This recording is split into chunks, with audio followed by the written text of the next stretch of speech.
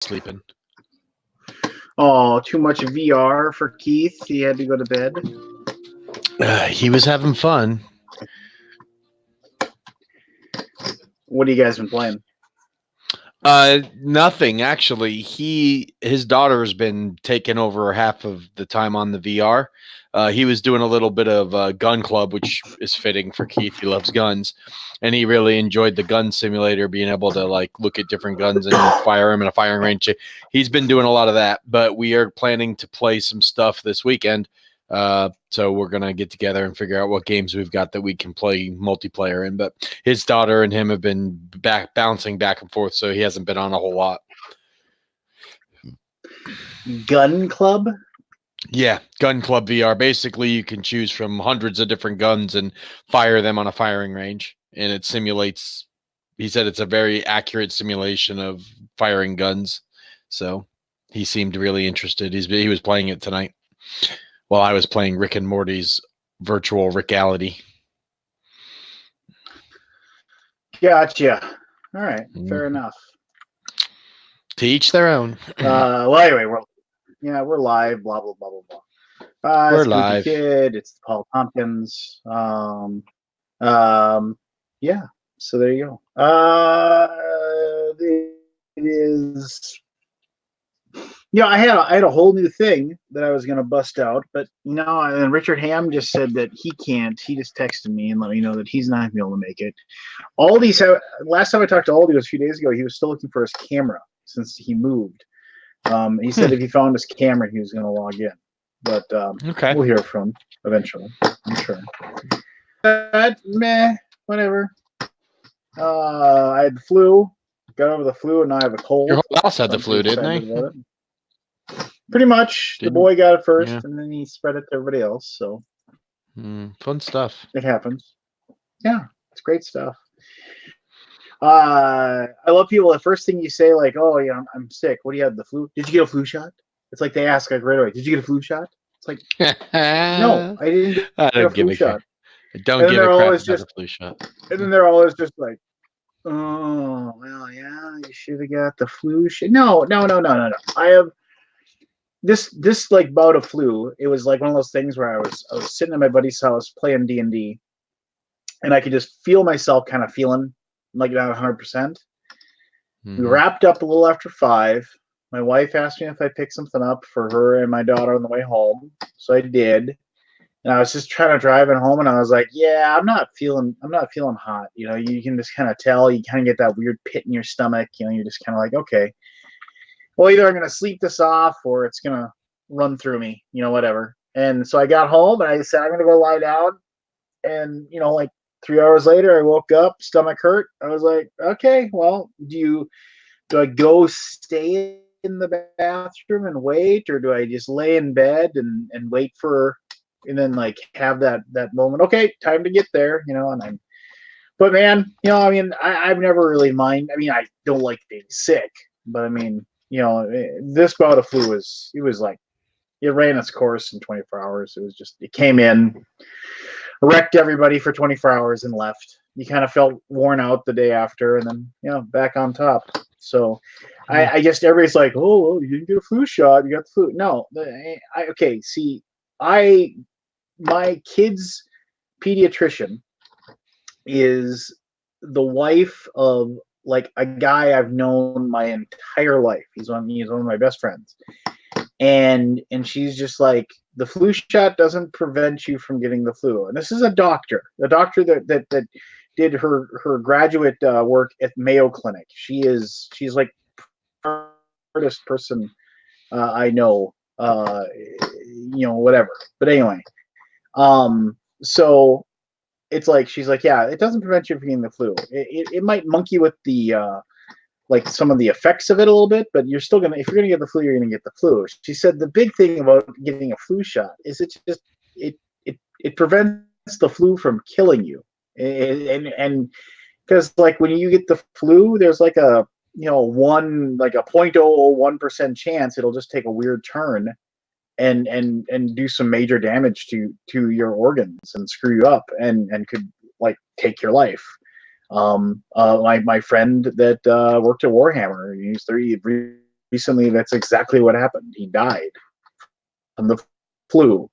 It's a crazy. And then the thing is that's why they say young kids and elderly should get it, because we as healthy adult males, or females for that matter, the chances of what happened to my friend is literally like, incredibly bad luck. I mean, like, to the massive extension. But for people, when you get older or when you're young, the chances are way greater that could happen. And that's why they always say those are the people that should get the flu shot. So I just, it's like when we got the new dog.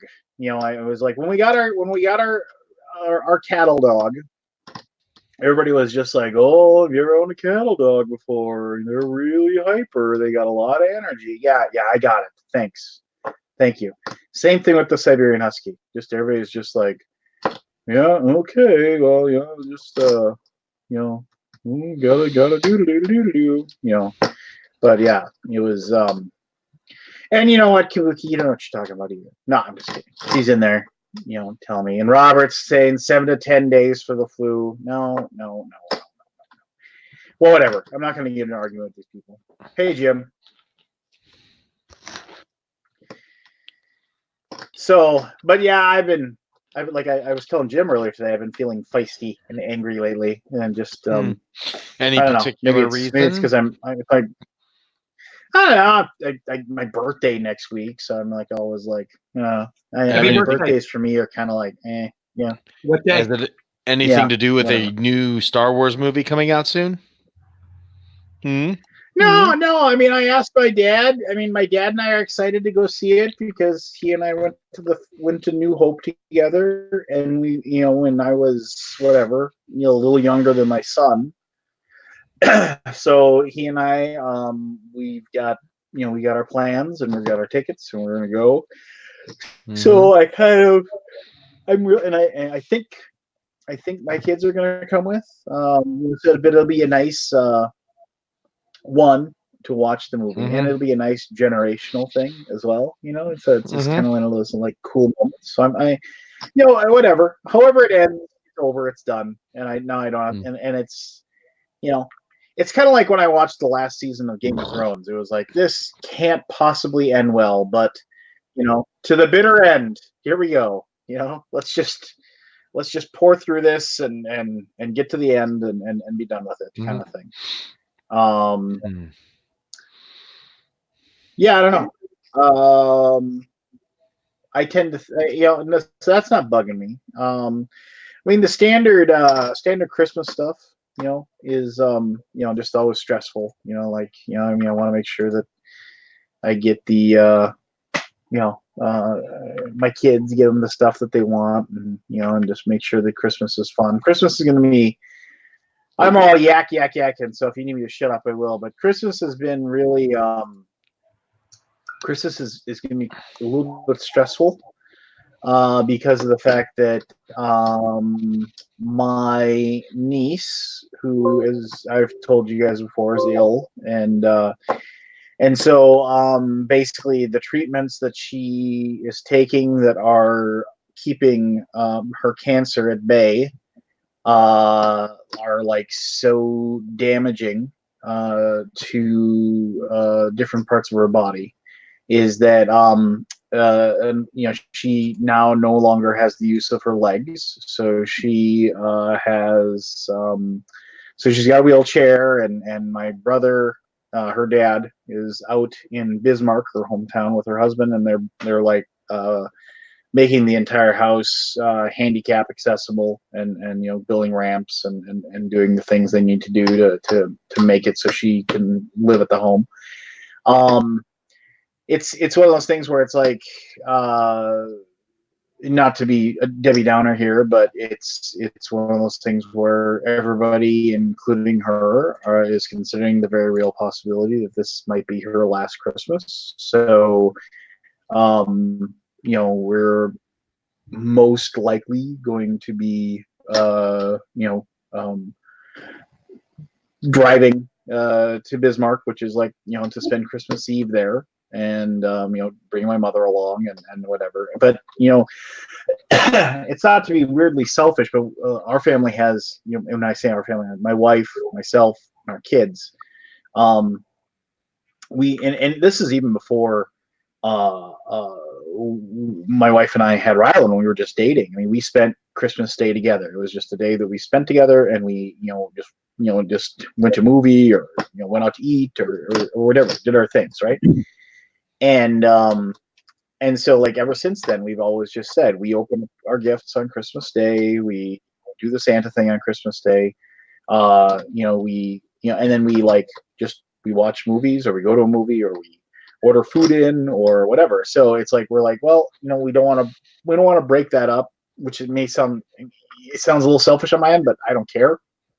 So, like, we're like planning on, okay, so we're gonna go out to Bismarck for Christmas Eve, bring my mother out there, and then my mother was going to stay out there. We were going to drive back on Christmas Day, and then we are going to then, like, my dad and and his wife, and so that part of my family, they have Christmas, and they're going to have their Christmas with their extended family on like the 26th, the 27th, and my brother is going to drive down for that, and then he'll bring my mom back. But of course, it's just gone are the days where you could just do your thing and you have your couple days of Christmas. And I mean, I've always had a screwed up Christmas ever since my parents got divorced, because there was always Christmas with my dad, and then there was Christmas with my mom, and it's just always been a mess. And so Christmas to me is super stressful, because now, of course, I'm married. So we also have Christmas with, my in-laws as well.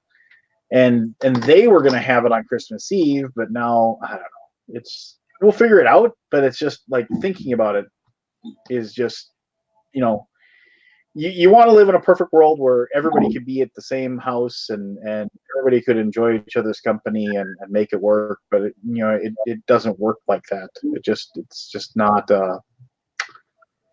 it's not a perfect world, I guess, is the best way to put it.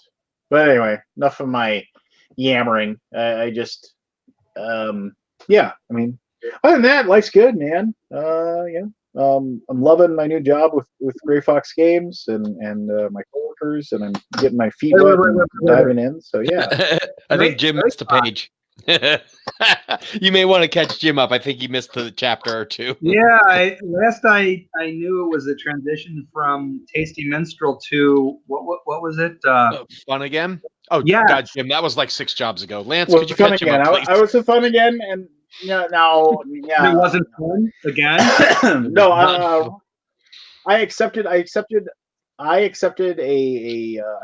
position with Gray Fox. It was just, it was one of those things where it's like to go and work for Shane, who is a really good friend of mine, but also just like to do. Before we talked about Gray Fox, was there something between Fun Again and Gray Fox? No, I was joking about the 6 jobs. Because I took you seriously, Pete. No. Hey, go ahead, Lance. Tell your story. No, nothing bad, nothing whatever. It was just they offered me a job that I just couldn't turn down. It was too good of an opportunity. So I just told them, unfortunately. I told Funny Again, unfortunately, like, yeah, this is where I'm at. And so yeah, I now work for GFG. And yeah, it's good stuff. But other than that, I mean, that's good. Other than this, like, a cold that I came down with, I'm in pretty good health, and kids are happy. They're getting excited. The Mandalorian. I have watched 4 episodes of The Mandalorian with my son. Excellent, as it should. And be. that is my review. Yeah, excellent. That's all I'm going to say too, because I know there's plenty of people who don't want it to be spoiled. But are you at least enjoying it? Well, that would be a review. Well, I'll tell you what I've been watching and I'm really enjoying. Have you watched Carnival Row? I have not. No. My wife and I have been like trying to make it a point to watch that. It's good? Yeah, I really enjoy it more than I thought I would. The acting, Orlando Bloom is out. The acting is very good. The storyline is interesting, but the thing I think they did well was they nailed it in terms of family names, location names, just the sort of mythos that you get, the lore that you get watching it is consistent. I've really enjoyed it. I've got 1.5 episodes to go. Yeah, I've heard good things, so I'm like, I'm excited to give that a roll once we're able to dive in. So Lance, I have a sticky note here that I wrote 2 weeks ago when we did the boom that said to check Lance's Kickstarter history to see if he's bought anything.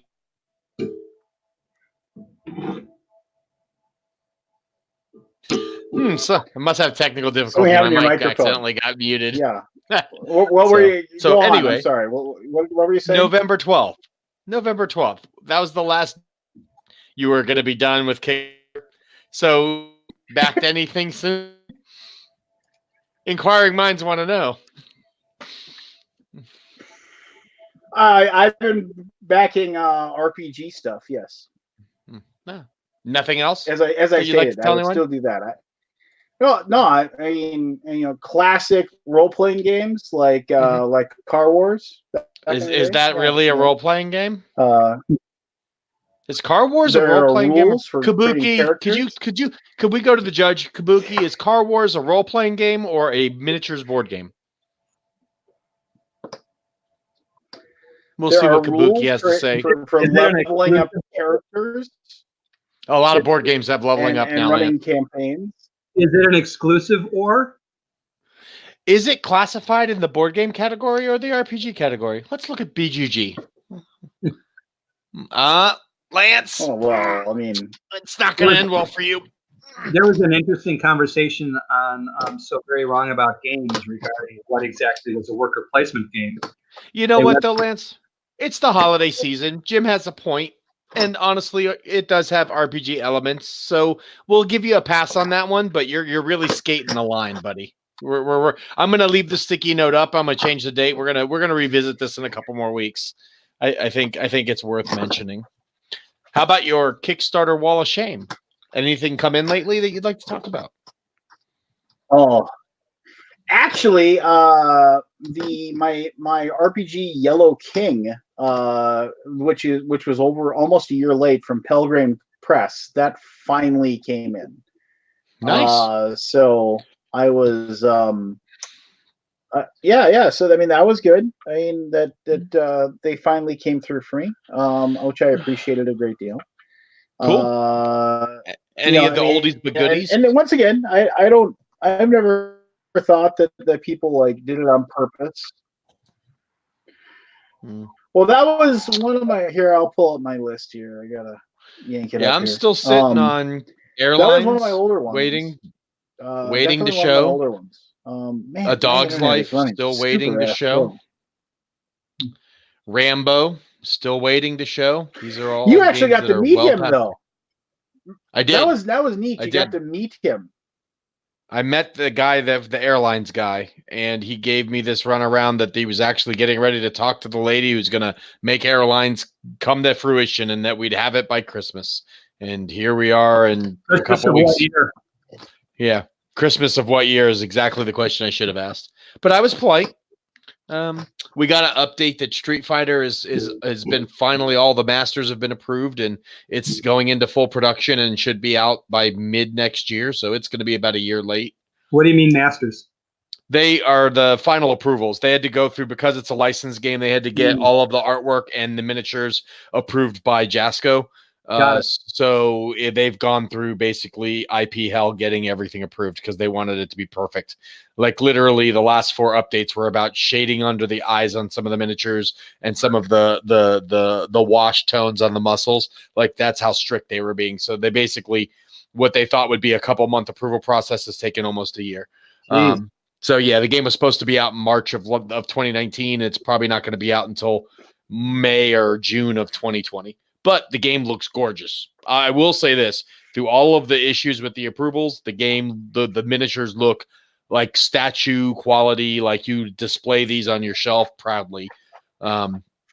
So, so that there is that. But yeah, it's been definitely their first Kickstarter. These guys that did it, the Angry Joe show. This is their first campaign. I think they've learned a lot, so I think they're going to try to get a lot of this stuff locked down a lot sooner for the next one, because they're doing like 3 games in a trilogy of these like ultimate fighting games.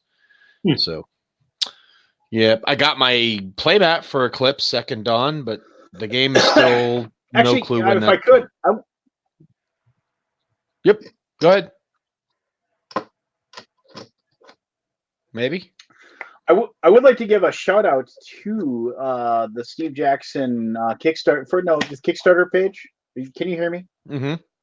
Yeah, I can now. You cut out for a second, but you're back. Hold on a second. My internet's running super ass slow. Hold on. It's his kids playing Fortnite upstairs. Exactly. Mm-hmm. Burning through the bandwidth. They got voice chat, video games, streaming movies, listening to music all at the same time. All at the same time. Mm-hmm. Sounds like a commercial in the making. You gotta love that Minnesota. All right, how about I think it'll be better now. Okay. I should totally mess with you, Lance. Tell you you're coming in choppy. Oh, jeez. He actually is, though. Your video is very fuzzy on your end. Like you are fuzzy. You are fuzzy. Like even Kabuki said it. Your picture quality is crap. Me and Jim look great, which may be personal looks or maybe quality. I'm not sure. Hey, ask Kabuki if they can tell that I'm growing a beard. I was going to mention that because it looked like you hadn't shaved in a little while, but is this how long you letting it go? You can't tell because it's white. Yeah. Are you going to do like the Lance thing and you have it down? God, no. Never. No, I'm a close cropper. I won't let this thing get more than say a half inch. Me too. I maybe an inch at my max length. I don't usually let it get to Grizzly Adam stage. Lance, are you there now? Can you hear us? I can hear you. All right, go ahead. Go ahead with your story then. Now that you seem to be clear. Yeah. And your video looks better, by the way. Yeah, I decided to just stop with the better or worse. Oh my gosh.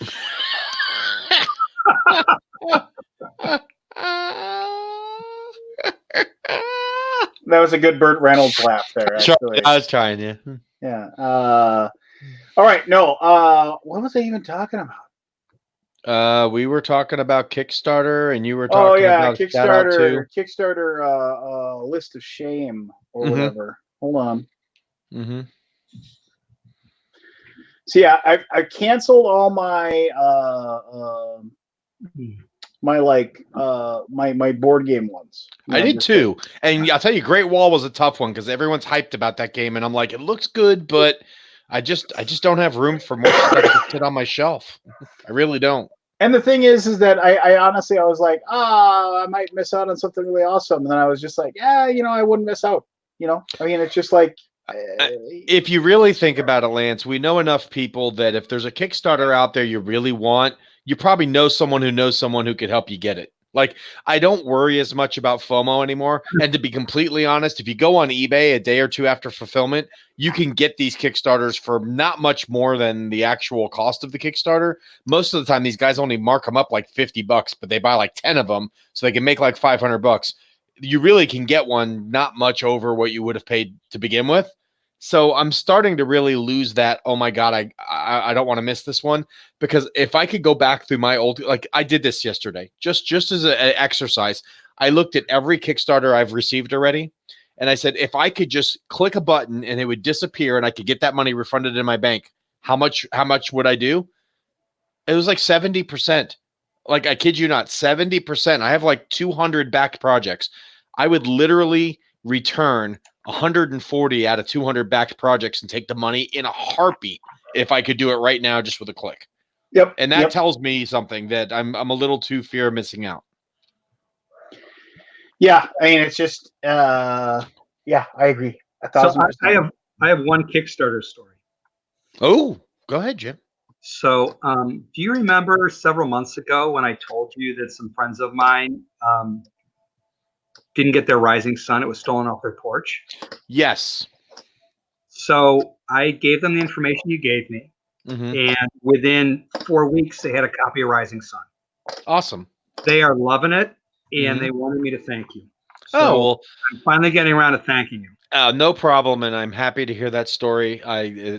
Things like that make me smile because there's so much negativity and bad things that happen with Kickstarter fulfillment.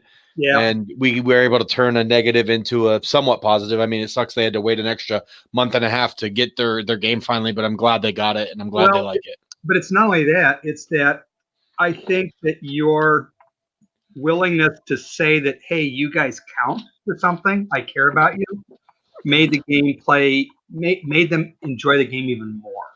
Well, that's what we're here for. We can't survive without loyal customers who enjoy our brand. So that's exactly right. Making them happy is just adding more customers back into the pot. All right, I was gonna praise Steve Jackson Games for their Kickstarter page. Yeah, And I'm gonna tell anybody that has a giant Kickstarter with 1,000 different things that are inside of it, like, oh, this gets this stretch goal and that stretch goal and this stretch goal and that stretch goal. If you go to the 6th edition stretch goal thing, is this Car Wars you're referring to? Yeah. So I can search it. And you get to their stretch goals thing, where it says projected stretch goals are divided into 5 categories, and it proceeds to list these 5 categories as 5 different things. And it delineates like a rookie. If a stretch goal marked rookie is unlocked, it is added to any reward level that includes rookie stretch goals. Ace, if you have ace on your improved, it's like double ace, and then improved. It's just like it just basically goes through each other thing and then add on. You have to, use that as an add-on or whatever. So then you go ahead and you look at these things and it's like, oh, you actually list them up. It's like, oh, it's an improved or it's a double ace or whatever. And then you can actually go over and look at your pledge, and then your pledge will specifically state, what level your pledge is, like what it is, as far as like, like, oh, okay, and this will include these, that, the other thing. It's like my pledge level is the, it says, all unlocked double ace stretch goals. So that means basically the double ace, the ace, and the rookie are all unlocked for my stretch goal level. I don't know how many of these things I've done in the past where I would sit there and I'd be like, wait a minute, do I need to buy this? Do I get this with my pledge? I don't know. Do I need to get this? No. Okay. Wait. And you'd have to like dig through it to figure it out. I've canceled pledges because I've been annoyed with it. There was recently, as recent as this last, I think October was the last time I backed a project, but I've been doing pledge managers in early November from games I backed in September, October. I can't tell you how many times I had to pull up the Kickstarter page in one window, look at my pledge manager, go back and forth, and try to feel like I'm doing calculus, trying to figure out, did I get everything I wanted before I close this pledge manager? Gone are the days of just give me one single pledge that includes everything and pay shipping and be done. It's like everyone's trying to give everyone so many options, which is great. Options are great, but no one's really seemed to figure out the formula to make it so noob friendly that I can just simply say, this pledge level will get me everything I want, except for this one thing that I have to add on. I like 1 out of 10 campaigns does it right. Yeah. I just and I think a lot of times, I mean, I hate to be negative like this, but I think a lot of times people do it because they want you to screw up and buy extra stuff. And be like, I don't know. There you go. It feels like that, sure, but I don't know if that's the intent. I think some people they go a little too far in trying to make it good for everyone. And sometimes you just have to say, look, it's going to be this pledge level or this pledge level. This pledge level gives you the base game, and that's it. And this pledge level gets you everything else. And if you want to get just this pledge level and choose your add-ons, then that's something you do in the pledge manager. Like, I wish it was that easy, but when I go see a Kickstarter and it's got 8 different choices of category A, B, C, D, and E, and if you get this, it comes with A, B, and D. If this, you get A, B, and C. If this, no, I'm out. I'm out. I'm instantly out. I want a base pledge. I want an all-in. And if I want to do something in between, I do the base pledge and do my add-ons in the pledge manager. That's it. Like, if it's any more than that, I'm out. I'm done dealing with it. Don't hold back, Pete. Say what you really feel.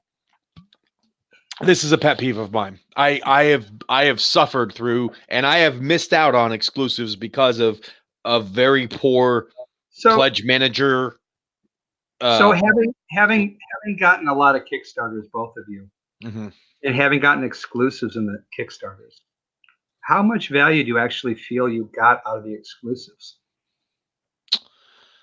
Was it Well, worth it? that does vary, I will say. And I'm gonna eliminate Kaman from this conversation because it's biased because I work for the company. But there are definitely Kickstarters I feel the value in exclusives was tremendous, and I would not have probably wanted any other version of the game. And there's some games that it's like a good example. And this is an example of a game that didn't include exclusives that were game changing, but just like so Endeavor, Age of Sail. The retail version of that game has almost everything that the Kickstarter version has, but the Kickstarter version had the double recessed in boards so that your pieces fit inside instead of just sat on top of a flat board, and the upgraded tokens and stuff. I've played the regular version. A friend of mine played mine and loved it. He went to the store and bought the retail version. The next time we played on his version. I'll never want to play on the retail version of that game because the production quality of that Kickstarter version was so much better. A lot of Stegmeier's games have the same thing. You get and even Tasty Minstrel for that matter, the deluxeified versions. When you get that kind of quality upgrade, especially when you're talking about double layer boards that have all the recesses for stuff, it's instantly better experience playing the game. And I'm not even talking about like extra expansions or exclusive bonus figures. Just some value in the production quality is usually enough, because as someone who likes to trick out their games, if I can get a game that's tricked out to begin with and I can just enjoy it and not spend weeks working on it, that's a huge plus for me. And I enjoy games that give me that kind of production quality. Endeavor was an excellent example. In the Hall of the Mountain King, which is from the same company that did Endeavor, I'm expecting no less than that for that game as well. So and games like Batman, for instance, like I know it didn't have a retail release, but games that include so much extra content and give you not only extra content but better quality items or storage solutions or game trays or upgraded components, nice dice, engraved dice over stickered dice, that kind of stuff. Instant bonus for me. I could care less about the content because, to be honest with you, in this day and age, I don't play through entire games of anything anymore anyway. So if you keep just dumping more expansions and bonus characters on me, that's less of a value to me now, because I'm probably only going to play the game 6 or 7 times. I'd rather have a better experience the 6 or 7 times I play it than to have more content that I'll probably not get to anyway. Do you ever go back to old games, or do you just play 6 or 7 times to the new games and keep moving on a way forward? No, I do. There are Grail games for me that are in my collection that will never leave my collection that I will play at least a couple times a year. You're games using Grail game different than I understand it. My understanding of Grail game was a game that you don't have that you're dying to get. Grail game for me is a game that's super hard to find and is real rare. And I have games that are Grail games that I fought and hunted for years that I have in my collection now, and they'll never leave. They're still Grail games to me. I mean, Queen's Gambit is a Grail game for a lot of people. I own it. I've got a fully painted copy of it. Game will never leave my collection. I make a point to play it at least once or twice a year just because the game meant that much to me that I want to do that. Same with Star Wars Rebellion. It's not a Grail game. It's easily available. You can go buy it today. Love the game. I enjoy it. I try to play it at least once or twice a year because it's in my top 5 games all time. Games like Shadows over Camelot, I try to play it at least once a year and never leave my collection. Love it. I definitely have games that I go back to, but more often than not, I'm trying to push forward versus go back. But there's 6 or 10 games in my collection that I always make a point, whether it's one of my game days or if I'm going to a local event, that I bring those games specifically to play them so that I can get them on the table that year. Interesting. So can I ask the two of you a question about miniatures? You just did. After this one? A second question. So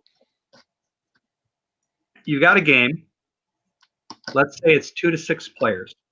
And you can play in teams. Okay. 2 players, working together as a team, or 3 players working, 6 players in 2 teams of 2, for example. You got 3 options for miniatures. And let me ask you what you think you like better. Option 1, all the miniatures are the same. Let's say they're fighters. All are the same. And you've got snap-on bases, let's say for color. Option 2, you have 3 different poses of the miniatures, 3 different miniatures, let's say, but 2 sets of them. So that if you're on teams, you might have different colors, but you've got the same pose. So you can identify teammates. Option 3 is you have 6 different poses, 6 different minis. How do you feel about those options? Now, when you say poses, does that also mean like statistics? The figure is different, or just physically looking different? Physical representation of the miniature. Well, I think consumers will want variety. I think for me, I think as a publisher, a lot of times, so I'm thinking, oh, all the same poses and base clips is much cheaper and easier to produce. So you get it's a little biased for me. As a consumer, I probably want different poses because then I can make the game look varied, even though they're all the same. Whereas the publisher in me says you're probably better off going with the same exact mini with base clips to cut production costs. What if you, but let's talk about that middle one where you've got, say, 3 poses, 2 miniatures of each pose. So that if you and I are on the same team, we may be different colors, but we can spot each other on the board quickly because we're the same pose. That works too. I don't think any of the options are bad. I think if it comes to personal preference, for me, it would be I'd probably want the 6 different minis, just for variety and have the base clips to determine. But Lance, doesn't really matter to me. I mean, that's a really boring answer, but I mean, I don't know. It doesn't really affect me that much. It's one of those things where it's like, I guess having alternative poses is fine. I mean, but the only time that ever really that it bothers me is when I'm playing a minis war game, where like all of the skeletons are like this, and they all have like shield, sword, and it just looks, right. It doesn't look natural. It doesn't look dynamic. You want to have different poses to make it look realistic. Yeah, exactly. Or just looks cool, I guess would be almost a better way of saying it, it's just that to me, looks neat, if you will. But it's not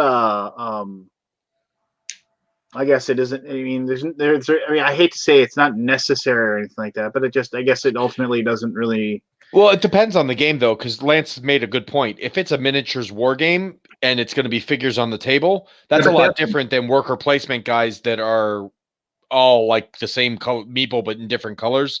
So if it's a game where you're playing teams, but it's a miniatures warfare game, then absolutely different poses because you don't want the battlefield to look generic. But if it's a worker placement game and you're working in teams, then it doesn't matter. You could have the blue team versus the red team, and they could all have the same meeple. No one gives a crap on a game like that. Yeah. So the difference, I think, though, is when I think of a miniature game Lance is discussing, there's like a lot of miniatures out. I'm talking Not about always. Skirmish war games could be 1 or 2 models. I'm talking about 6 players max, 1 mini per player. There are also games like that, but yeah, most miniatures games use more models than that. But there are some. Like what's the Warhammer game you play, Lance? Is that just 1 or 2 figures per person? It's Warcry, and it scales up, but you can have as little as like 3 versus 3. Okay. So yeah, I guess honestly, Jim, like the answer, like my answer still would hold true for the most part, but the type of game really does affect that answer. Because if it's like a worker placement game or a Euro game that happens to use miniatures as the pieces, I don't think anyone would care if they're identical or not. But a miniatures game, like what Lance is talking about, like a tabletop miniatures game, I definitely think the variety is going to lend better. Even if it's just 1 figure per person, they're still going to want different poses to make them look more active and more like a scene on the table. Yeah. Speaking of miniatures games, Marvel Crisis Protocol, 2 thumbs up, not disappointed. I've finally gotten not only it painted and assembled and put together but I've played it about 8 times now in the last couple weeks, and I am completely satisfied with what they've given us as a beginning product, and can't wait to see where they delve with it in the future. So if you like Marvel and you like miniatures games and you like small team, like less than 5-6 characters, excellent skirmish type game. It's fantastic. Fantastic. Um, And I'm not just saying that because I'm going to FFG's headquarters in a couple weeks. I think you are. No. He's a tinkin. No, I'm not. I actually am taking a trip up to Minnesota. Minnesota. In 2 weeks to for meetings and stuff. But no, I'm a huge Marvel guy. It wouldn't matter who was making this game. I was super excited for it, and it didn't disappoint. And considering my expectation level, I'm surprised. So you're coming up here for meetings, huh? Yeah, me and my boss are coming up just for, we try to, he goes up there like every couple months just for general meetings, sales meetings, going over our product calendar and all that stuff since they're our distributor. So he asked me if I wanted to come with on this round of meetings because we have at the end of the year going into next year, we're going to kind of map out the whole year. So it'd be good for me to be there to not only digest the information, but go over our product catalog with them, make sure they know exactly the type of games that we have coming out and all that stuff. So good stuff. It'll be fun. I'm looking forward to it. It's my first time. You're telling FFG what stuff you got coming out? Yeah, well, Asmodee. They're all the conglomerate. They're all Asmodee's headquarters is now Fantasy Flight's old headquarters, so it's all one big thing. So, wait a minute, time out. Cool Mini or Not is attached to Asmodee? They are our exclusive distributor since Gamma of last year. Since about early mid this year, we went exclusive with them. So they are our exclusive distributor. It was announced at Gamma, so they have the North American rights in English language rights to all of our product. So it goes from our design team to manufacturer to their warehouse, and then they distribute it from there. We just fulfill the Kickstarter. They do everything else. So all retail. Do you use a single manufacturer, or do you spread it among different companies? Oh, with the amount of games we have, I mean, I'm not involved in the production, but I'm most certain we use multiple I don't think one manufacturer could keep up with all the stuff that we put out. Interesting. Yeah, we went exclusive with them a while ago. So they handle all of our North American product and then any international stuff that's English language. So also the only thing I hate about the board game business is the business piece. Yeah, I think most people would say that. The talks of tariffs are circulating again. This time they're saying December 15th is the new drop date. It's almost like The Boy Who Cried Wolf now. I've heard it so many times. I won't believe it until it actually smacks us in the face. But have you talked to your manufacturers about how they're going to cover you at all, or are they going to give you any cover? Nothing. I would be involved. That's conversations our development and production and upper director level stuff would be dealing with. That's nothing I'd have to deal with. I just read a few industry posts this week that discussed the letters that they'd received from Congress about the potential tariffs going into effect. It is only going to be, they dropped it down though. Now it's like a 15%, which I think it's currently 10%. So it's only going up 5%. So the impact will be much less than when it was going to be like 25% or something crazy like that. So yeah, I know that for instance, Panda's trying to take some of their production and shift it into what they'll call consulting. Mm-hmm. So this is the pre-press stuff. Mm-hmm. So that would then not be subject to tariff. Right. If it's not on the manifest that comes over on the boat, it's not taxed. So if they change the numbers so that it's mostly consulting and less in manufacturing, it'll lessen the impact. And I'm sure a lot of people are going to find ways to get around this as much as they can to not impact overall pricing. But everyone will be different how they handle it, because they do. I mean, part of the process is they're doing the schematics, doing all of the engineering behind it, which could be, if you cut that part off of that and have it billed separately, doesn't then become taxable. So and it shouldn't be, because the tax is specifically on the goods, not the creation of the goods. So exactly, it'll be interesting to see how they figure it all out. I'm sure most manufacturers will have to shift to that in order to keep business, because the quotes will come in much cheaper if there's less taxable product on it. Exactly. And the nice thing that Panda's got going for them is that they are a Canadian company that is manufacturing in China. So they can ship a lot of the development stuff to the Canadian presence for the consulting, if you will, as opposed to the actual manufacturing. Yeah, and just bill all that up front so that when the manifest comes in from the stuff, it's simply for the production costs and plastic materials, which will be much less than rolling it all into one big pie. Because a good 10-20% of that fee is all in the creation and engineering. Absolutely. Riveting conversation. Welcome, newcomers. Welcome. I was struck speechless. Look at that. Whatever the hell you're talking about. I love this. I don't believe that for a fucking second. Indeed. Well, hello, Forrest. Hello, Richard. Hi. Hey. Lance lied. Lance said Richard wasn't coming on tonight. He said he was busy. he wasn't going to make it on. I did. I told him that. So I lied to Lance, and he just passed my lie on as one of his own. You had a chance to roll with that, and we could have totally screwed Lance, and you just completely buckled. I'm very disappointed. I will be leaving in 22 minutes. All right. Well, why don't you take the floor then? What's new with you, since you're not going to be here very long? Nothing to say. Nothing ever changes here. I play games. I film them. I watch TV. But wait, there's more. No, there's nothing more.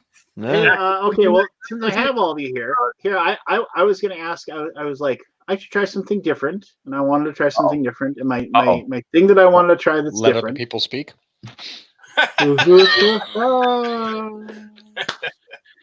Everybody's so funny. Well, I am. I don't know about everyone else. No, what I wanted to do was I was going to what I was going to say is I was going to ask a roundtable discussion question type of thing, and I wanted to get everybody's response, and I was just going to listen to what you had. So this one's going to be I'm going to say I had one that it was specific for if Aldi was here, but Aldi's not here. So I will I'm basically it's a hypothetical, and then you can answer, and then we'll figure out what people think. So if you have two choices, and you have to pick one and have a reason for why that's the one you do or whatever. But if you're a board game designer, you author board games, would you rather win the Spiel des Jahres or whatever acclaimed title you wish, whether it's Kenner Spiel or Golden Geek or whatever? Would you rather design and create a Spiel des Jahres, and then none of the games you design after that, I mean, they're almost universally panned. I mean, at best they're it's a game. So a one-hit wonder. Be a one-hit wonder?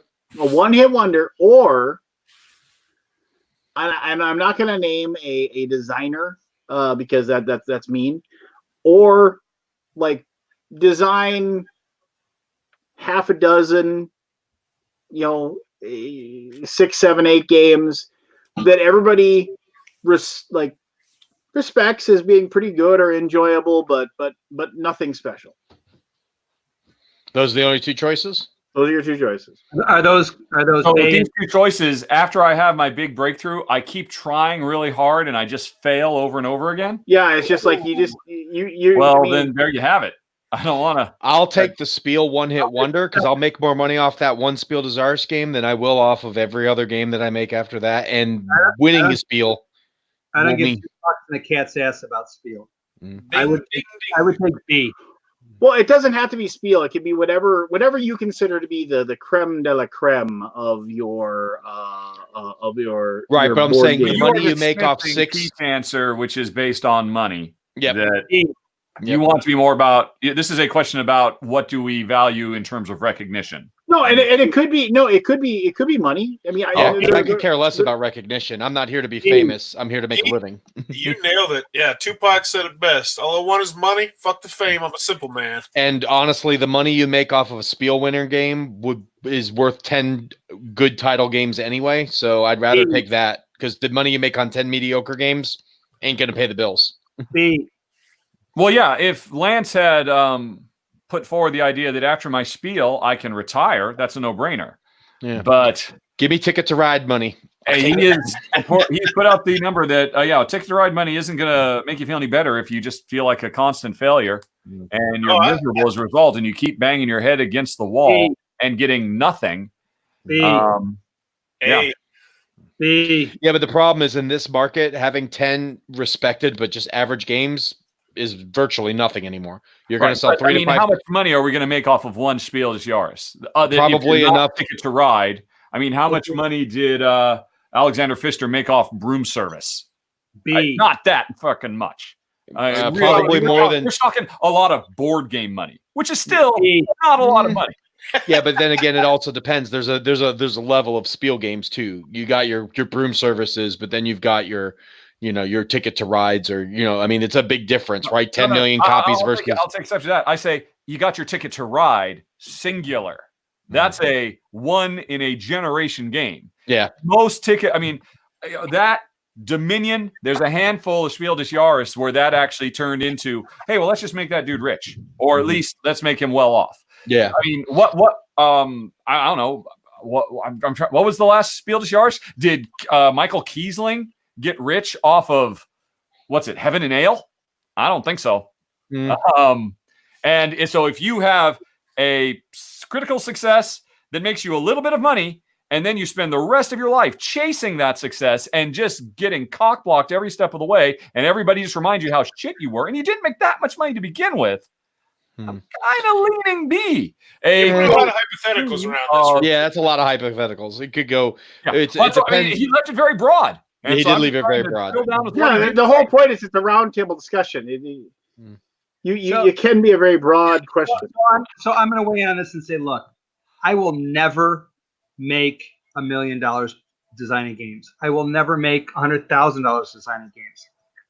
But I have a group of people that like what I do, and I'm happy to have them. Can I meet them? That's all I care. I assume they exist. I say B, 100% B.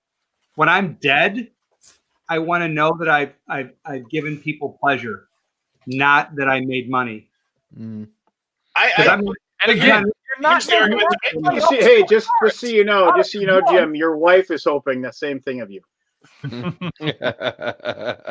to say you wouldn't cause more pleasure just releasing the one spiel?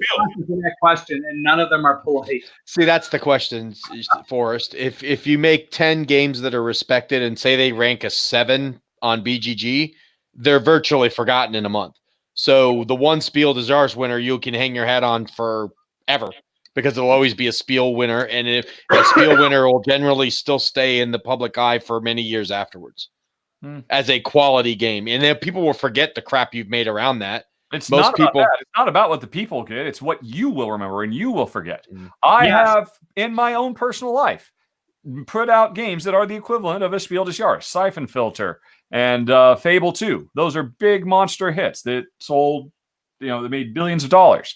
I have also put out games that nobody remembers, and those failures sting a lot more than the successes lift my wings. As a Buccaneers fan, focus on the negative. I can tell you one thing. Stipulated a miserable life as a creative, constantly chasing that one success and just being unhappy. Give me one Super Bowl victory versus making the playoffs every year and losing. So I can make $60,000, and that's it. Wait, let me just say something. As someone who creates things, I am inherently self-deprecating, inherently, what's the word? Insecure. I want to feel like I've contributed something of interest and value, and I'd rather do it to a small group of people who find value in it than to a large group of people who will play it because it's the thing to play and then ignore it. I find a great deal of value in what Rado says, in that, to me, I derive my value from making people say, wow, this is different. This is strange. This is not like I get from everyone else. And I appreciate it. I would rather have 100 people who really appreciate what I do than 10,000 people who buy it just for the fuck of it. That's just me. Yeah, but buying a game for the fuck of it doesn't necessarily mean that that game is bad. If it's an award winner. No. I'm not saying it's bad at all. It's not where I derive my value. Mm-hmm. I derive my value personally from being unique, different, not a follower, weird, and outside. Mm-hmm. And that, but again, you have to realize that I'm coming at this as a hobby. Sure. I create games and sell them as a sideline. This is not my livelihood. Same for me. My main job is in publishing. The games I designed and have designed and that are still coming out is all fun hobby time and it's a little extra cash. And so for me, I fall in Rado's camp.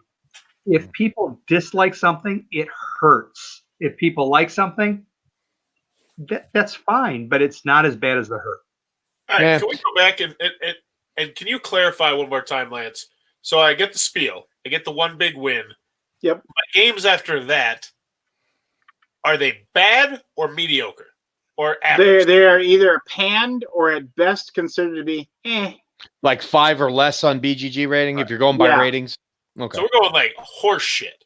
I mean, we're talking, you would be Thomas Leishing, the designer of 2005's Niagara, Spiel des Jahres winner, and nobody remembers that. He didn't make any money off of that, and really none of his other games have even achieved that level. That's your option A. Ooh, I like Niagara. I like that game. There you go. You could have made Niagara.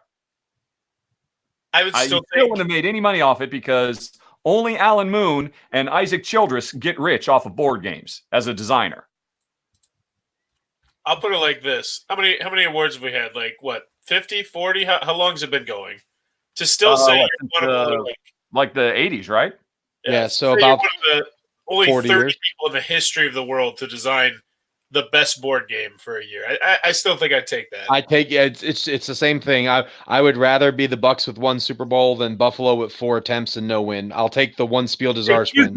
Yep. All you guys are doing is focusing on that one win. 5 attempts. And you're completely ignoring the literal lifetime of misery that follows thereafter. It's not misery for me. Is it It is because Lance has stipulated that you keep trying. Yes, Yeah, so but that doesn't. But what? avoid the design process. But that's up to the designer if that's misery. If you make a game that's not well regarded, that's up to you to suffer in it. I don't care. If I make a game and no one likes it, then that's okay because they're entitled to not like it. If I like it, that's all that matters. Yes, and you don't make a game you don't like. Any designer make a game they don't like. The chasm between the actual game designers in the room and the game players is because we got 2 game designers who have been there. I'm sure. I've designed a game. I started that bad boy. I was taught very young in my design career. That's right. Of course.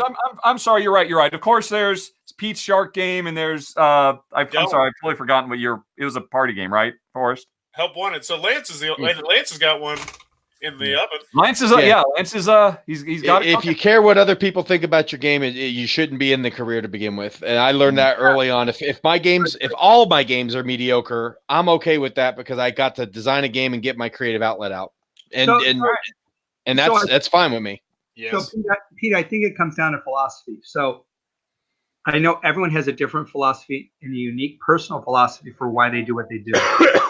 For me personally, I create games that I enjoy playing, and I invite other people to play it. And if they like it, that's fine. But I don't do marketing to find out what people like and make a game for that niche. I don't do selling to try to force people to buy what I make. And if they don't like it, that's fine. I'm okay with that. But if they like it, it's more. I feel it's more intimate for me. And maybe that's because I'm a small guy and I don't care to be a big guy. And so for me, I would rather be a footnote in someone's treatise on this was unique and interesting. This was a different spin on something than this guy won an award. Isn't he great because people bought what he did? Yeah. I'm not saying I don't want people to like what I do, But for me, it's sort of, I need to create something and put it out there. And if they buy it, that's great. I really just care about, it's nice to break even. Mm-hmm. Well, we're all coming. Yeah, we're talking about, again, the designer. You want to be the designer of Niagara.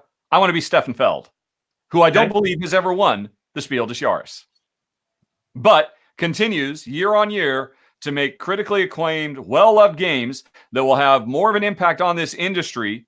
Right, but Lance didn't say these were were critically acclaimed games. He said respected games, not critically acclaimed. Yeah, I think What's the difference between respected and critically acclaimed? Well, I would respected put more Gordon games. Wallace, less Stefan Feld, I think. Yeah. Which all right. There you go. There's a question. Would you rather be Stefan Feld or the guy that I've already forgot his name as, who designed Niagara? Oh, Well, there you go. Stefan Feld's sitting on a pile of cash, I would imagine. That's a much different story than what you explained at the beginning. Stefan Feld, but you got no money. Yes, You just Stefan got the Feld is a fame. high school No money, principal but you just that got does the this fame. for fun. There is no money in board games unless you are Alan Moon or Isaac Childress. Mm-hmm. Or if you're not in publishing, you're not making money. Mm-hmm. Yep. The designers don't make Famous jack. video games for the most part. Hmm. It's pretty rare to really make a solid impact there. So, but yeah, I would be Stefan Feld over. Sorry, and there's no offense to him. I'm sure Thomas Leishing's other works, and I'm sure Niagara are very, very nice. But I just did a quick search, and he seemed like he's the one who fit. Your games are nice, buddy. I feel terrible. I hope he's not watching this. I can bet you he's not. I'd still take It's a safe bet. The 23 people watching that he's not in the crowd. If you're in the crowd, could you say something in chat, please? It's gonna Kevin Bacon his way right to him, I'm sure. You just wait. He is the Kevin Bacon. It's just nobody's pointed it out yet. Yeah, I mean, there's a huge difference in, like someone in chat pointed out, Jamie Stegmeyer hasn't won a Spiel.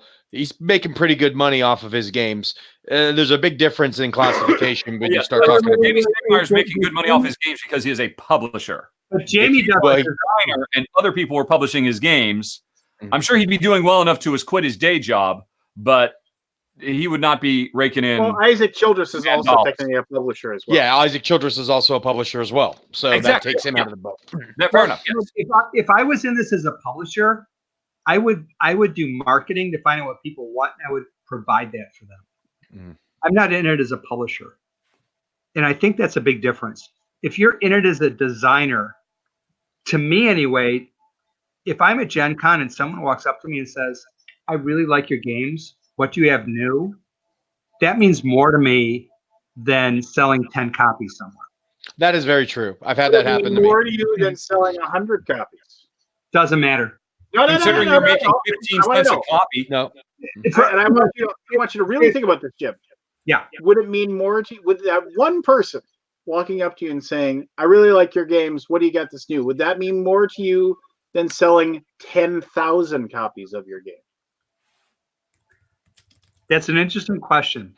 Let me tell you the highlight I've ever had at a Gen Con. That doesn't answer my question at all. Okay, It will answer your question.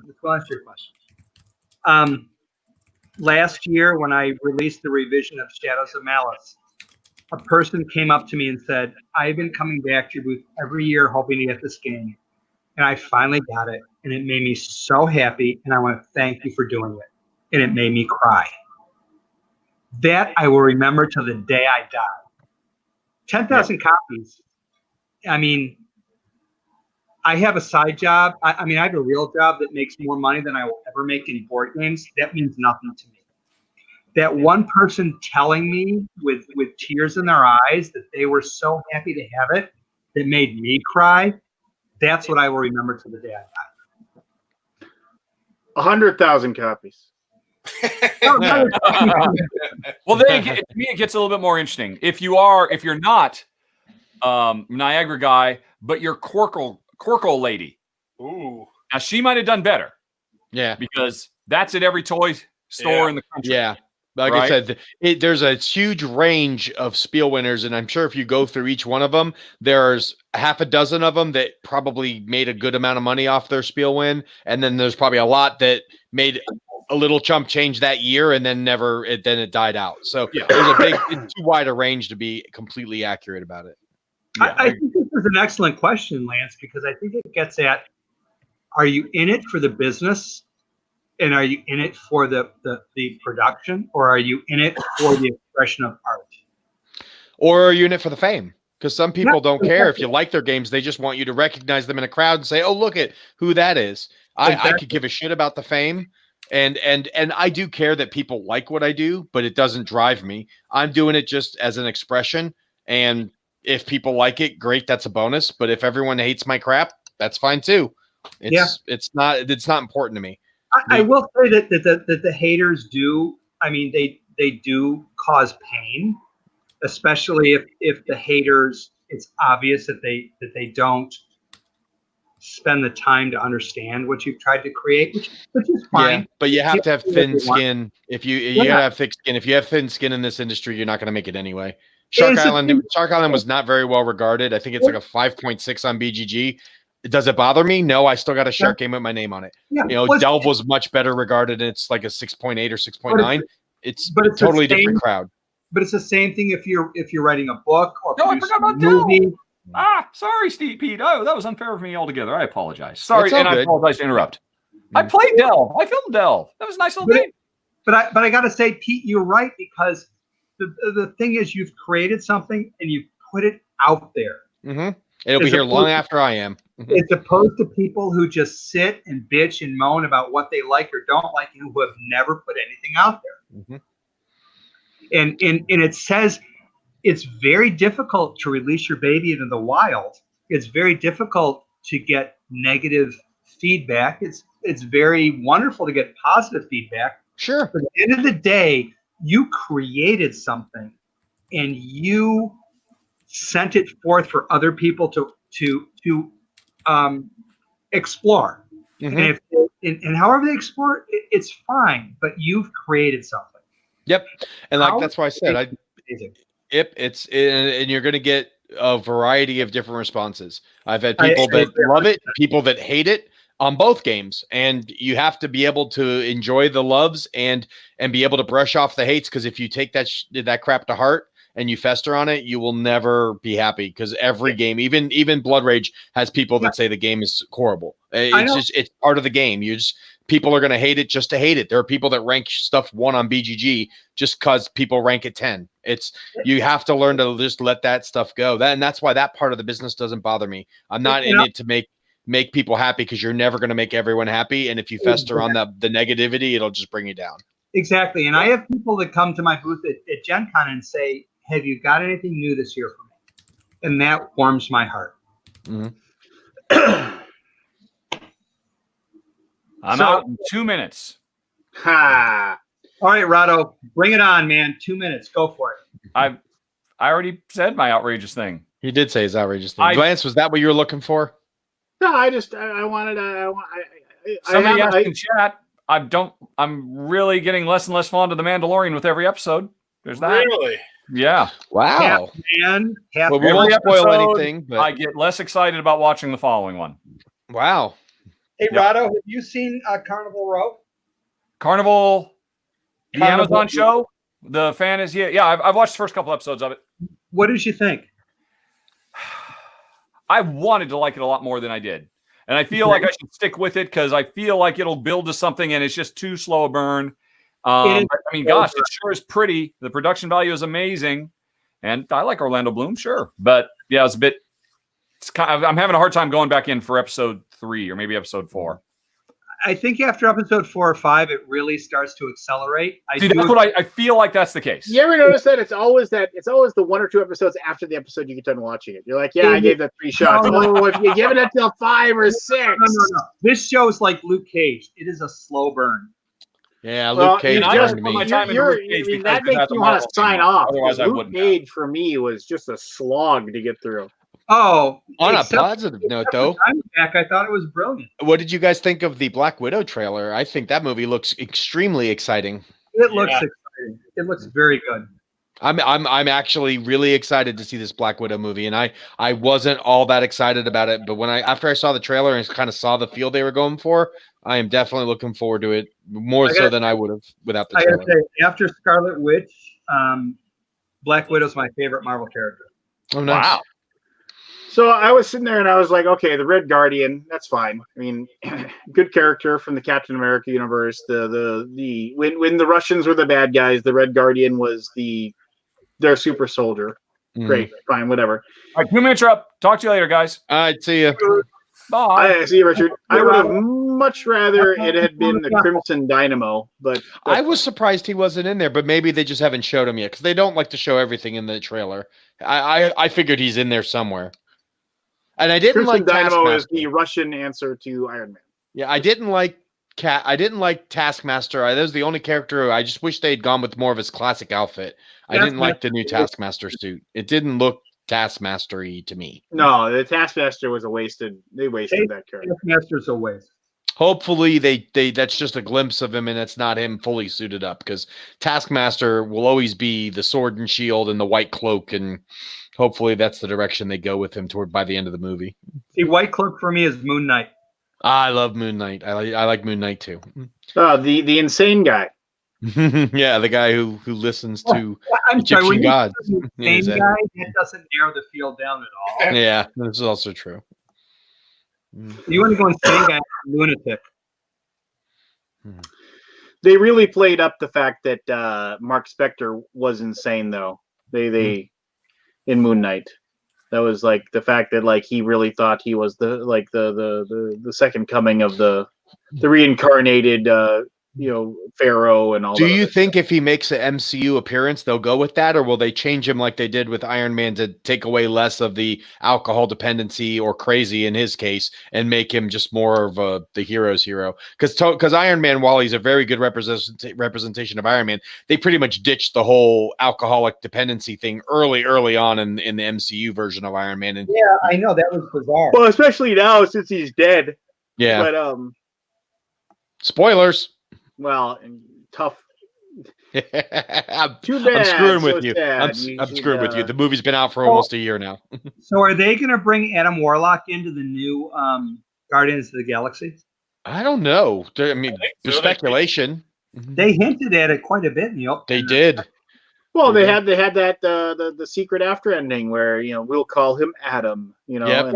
I love Adam Warlock. He's one of my favorite characters. There's a lot of stuff they have room to do. I'm real excited. I mean, as much as climactic as an ending as Endgame was, and to see the passing of the torch for some of my favorite heroes like Cap and Iron Man, I'm real excited to see where they venture off into this next phase, because there's a lot of possibility to like explore more obscure characters a lot deeper and bring some people up to the forefront, especially now that they've got Fox back and Fantastic Four could be reinvigorated and X-Men can be brought into the fold. I would love to see some Fantastic Four love, some Silver Surfer, and a little bit of X-Men splash in. So I'm going to be blasphemous for a minute, and you can tell me whether my concern is because I'm an old fart or whether it's a realistic concern. There's so much happening on the screen right now. I'm lost in the movement and I miss the story. You mean the pace of which movies are coming out? You're just getting too caught up in the actual. There's so much going on. I can't focus. It's like the Bay Transformer movies. It's like the. Oh, I see. You mean visually? There's so much happening on screen. Yes, there's so much happening on the screen. So much visually going on, and I feel like they're sacrificing critical story elements for visual prowess. Do you watch the movies more than once? No. So that's their problem. I agree with you that there's too much going on, but I watch every one of these MCU movies at least 3 times. But should I have to? No, but I do, because the first viewing is just the experience. The second viewing is when I start really looking at like, what's this background guy doing, or what's going on here, and that's when you start to pick up some of these plot points that come back 3 movies later. And then the third viewing is usually just, if I really enjoy it, it gets a third or fourth or fifth viewing. I mean, I always buy the Blu-rays for these. I only see it once in the theater, maybe twice if it's really good. But it's when the Blu-ray comes out, I get it. And when I'm traveling, I'll watch these movies 2 or 3. I've watched Black Panther, Endgame, Infinity Wars. I've watched them all 4, 5, 6 times. I'm going to be blasphemous right now. I did not make it through Endgame. I could not watch Endgame. Wow. Wow. I got 70, 80% of the way through, and it was just like, there's too much. I just don't feel engaged. I feel like they're throwing shit at my face, and I don't feel a connection to the movie. That's a take I haven't heard. I felt connected to the movie. Wow. I mean, Endgame was. I mean, it was just an all right movie for me. I mean, it was. I have only watched it once. I've never felt the need to go back and watch it again. I've seen it twice, I think. I have not seen it 3 times yet, but I Now, probably I gotta will. tell you, this is coming from a Marvel fan. I have 3,000 or 4,000 Marvel comics in my basement. I love these characters, but I felt like I was being slapped about the face and neck, and not engaged. For me, Endgame was just for me. I was like, okay, can we just get to the end? I mean, that was how I was feeling. Yeah, because it was like, okay, they're going to win. Let's just see how it happens. And I felt bad that's how I was into it. But that's how I was into it. I was just kind of like, I feel like Forrest has to answer this question. I haven't had an issue with it, honestly. I can see what you're saying though, and there's a lot of details that I do pick up on because I rewatched all of them now twice, and I'm going to rewatch them again with my youngest son when he gets older. And there is a lot of stuff that I pick up after the fact, like Pete said. Yeah. I agree with you that you shouldn't have to do it, but I enjoy the movies so much at face value that I consider that to be an extra bonus. Yep. But I definitely could see what you're talking about, especially in Endgame, where it is sensory overload. If you're a moviegoer and you're only seeing these once in the theaters and that's it, yeah, you're missing out on a lot, and it's not fair. But if you're the diehard fan that also buys the Blu-rays when they come out and rewatch them again and are able to pause and are able to go back and watch all the extra footage and extra scenes that sometimes explains this stuff in more detail, you're getting so much more. Is it fair? Probably not. But I think they know their audience well enough to know that if they're the core Marvel fans, they're going to see it in the theater once, if not twice with friends. They're going to buy the Blu-ray when it comes out. They're going to watch all the extra scenes. They're going to read the comic books that come out that tie in, or the TV shows that are on now Disney Plus that were on Netflix or on normal TV. And they're going to get all those tidbits of story that you're missing out on because they're watching all the other stuff and reading all the other stuff and getting it all tying together. So let me ask you this, Pete. Is it a clever way to create a movie experience that forces people into a market channel? Sure is. Or is it something that they could have done to make the moviegoer happy and fulfilled and then opt in to the market channel? No, they got their strategy down pat. By doing it the way they do, they not only get you engaged in the movie, but they get you buying books. They get you buying the DVDs and the materials. It's a marketing ploy. The diehards will do that, but I am not bought into the movie. But you're still going to be in line to watch the tickets when the next movie comes out, aren't you? I don't think I am. Really? Okay. I mean, like, but you're not the target audience. The target audience is like 18 to 24, and they're going to digest all this crap, and they're going to buy everything. And the old school collector that just can't say no, even if they're not happy, that's their audience. They're making their money off those guys. Yeah, but that's the sort of I'm going to buy because that's like a sunk cost bias, right? I'm going to buy because I buy because I buy. I like Star Wars, for example. When I watch Star Wars, I don't give 2 fucks in a cat's ass about the Mandalorian. I enjoy the movies. I put myself in my 12-year-old mind frame, and I just enjoy them for what they are. But I don't feel like I need to be compelled to go by the Blu-ray, look for the hidden tidbits. I don't have time for that, and I really don't care enough about that. Mm-hmm. And maybe it's just because I'm approaching 60, and I really don't care anymore. That could be part of it. You've gotten to a point in your life where your time is more valuable than to watch the same movie 5 times. But their target audience isn't, and that's where they're probably. I will watch Godfather 50 times, and that gave it to me in the first movie. Mm. And Godfather just grabs you from the very beginning, though. Godfather explains itself, tells you its story very clearly, and if you watch more, you can start to put yourself into the movie. I feel like with Endgame, that was the first Marvel movie where it's like, fuck you. You're going to have to watch this several times, and maybe you'll get what we get, and maybe you won't. And I think the Russo brothers kind of agree with you, because I know they've said they're stepping back big time on the scope of Phase 4. But you also have to remember, a movie like Endgame is a once in a generation type of movie. This is not your movie that's coming out every year. All of the movies that led up to with the exception of Infinity War, because Infinity War also threw a lot at you, all of the individual movies that tied in that whole arc were a lot more manageable than like Infinity Gauntlet or Infinity Wars and Endgame. Those two movies as a pair combined into this epic conclusion to a 10-year story. So I can understand why they kind of wanted to cram everything. They didn't want to miss anything on that, because this is, again, you're only going to see a movie like Infinity Wars and Endgame once in a generation. You're not going to see that movie every 5 or 6 years. That's a once per 10, 15, 20 year type of movie experience. That's so I get that. And I get that. You felt that way about any of the other MCU movies leading up to the Avengers movies? Were they all that overwhelming, or was it just specifically Endgame and maybe Infinity War? Doctor Strange was on the border. Yeah, but that's also that kind of movie. I get that. There's a lot of weird shit going on in that movie, but I didn't feel any of the Captain America movies or the Iron Man movies were that overwhelming. But I think that in Captain America, you still felt empathy toward Captain America. In Doctor Strange, you could feel empathy for Doctor Strange, but there was so much going on, it almost pulled you away from empathy just to see the story.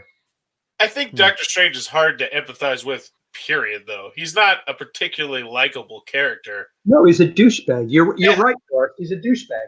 But his story is one of redemption.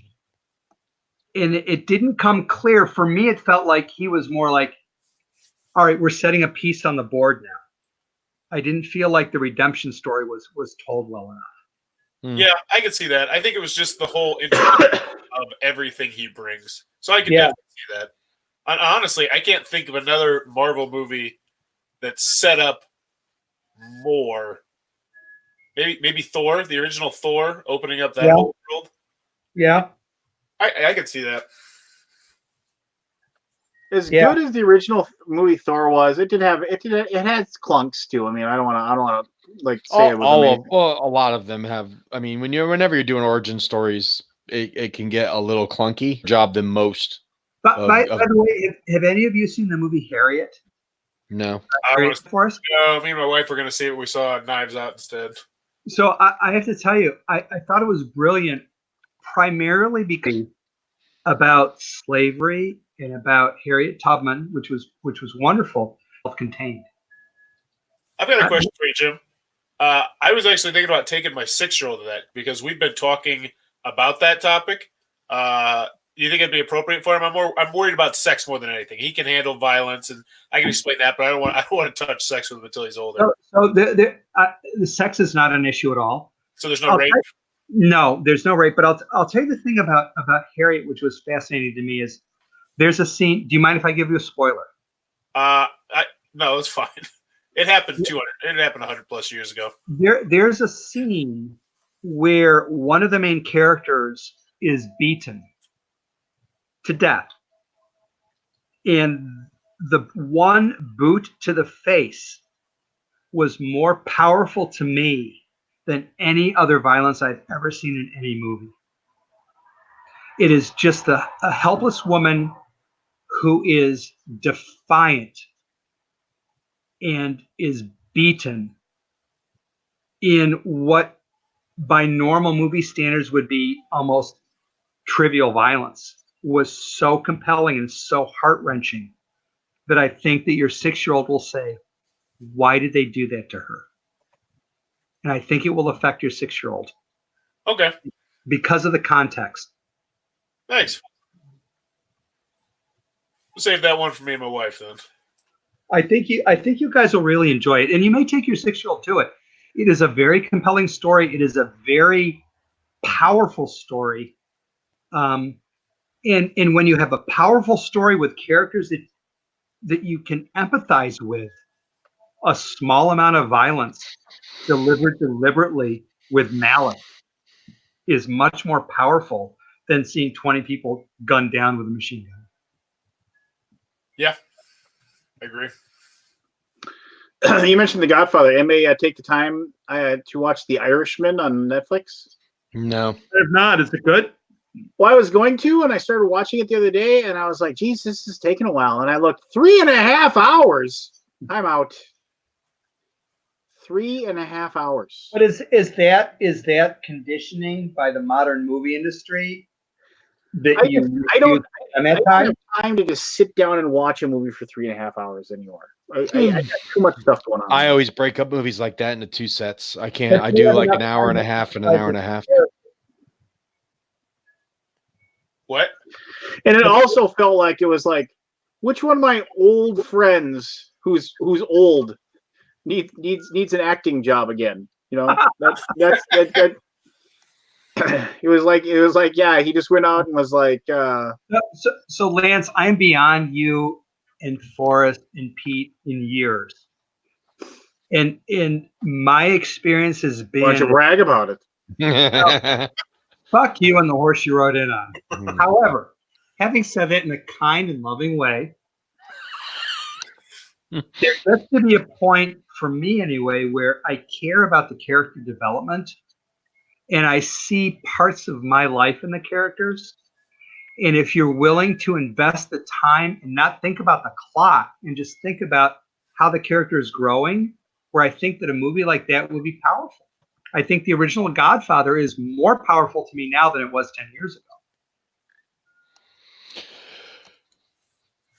ago. Sorry, I put a little heaviness on that. No, it's fine. It's fine. I'm in the same boat. I'm trying to think about movies I've seen when I was a kid and movies how I look at them now. And when I look at the original Star Wars trilogy or Jaws or movies of those type of, had that kind of impact on me, how I viewed them 10, 20, and 30 years ago versus how I view them now, I'm sure it's much different. The love maybe skews those changes, whether they're good or bad, but I mean, I can see that. I mean, I'm sure in 20 years, I mean, I'm 46. So when I'm in 15, 20 years, I'll probably view all these movies much differently than I do now. I mean, that's evolution. That's just, back when I saw Star Wars and Jaws the first time, I wasn't married. I had no kids. I was a kid myself. So, you're going to have different views. But I'll tell you, this is why Star Wars, the first movie, is a classic. Why Jaws is a classic. Why Godfather is a classic. Why Butch Cassidy and the Sundance Kid is a classic. Because as you get older, you can appreciate the characters from a slightly different perspective. They're full-bodied. They're rich. They're well-drawn. That was the beauty of Black Panther. Black Panther gave you a nuance in those characters that is often glossed over. This is why DC, I don't think, has ever had a decent movie. They don't get the nuance to the character that allows people from different age brackets to say, I see this element at play. Yeah. Indeed. Well, I've now secured my role as the old fuck on this. Do you think any of the MCU movies will ever be considered classics? Yeah. Iron Man. Correct. I think the first Iron Man. Isolated movie. Is that what we're asking? I really think the first X-Men movie has many more classic elements, primarily in the Senator. What was the name of the Senator in the first movie? Senator Kelly. Yeah. I think that the older you get, the more you will appreciate his character. I think the first Iron Man movie will become a classic. Because it kind of started off the MCU the way that we know it now.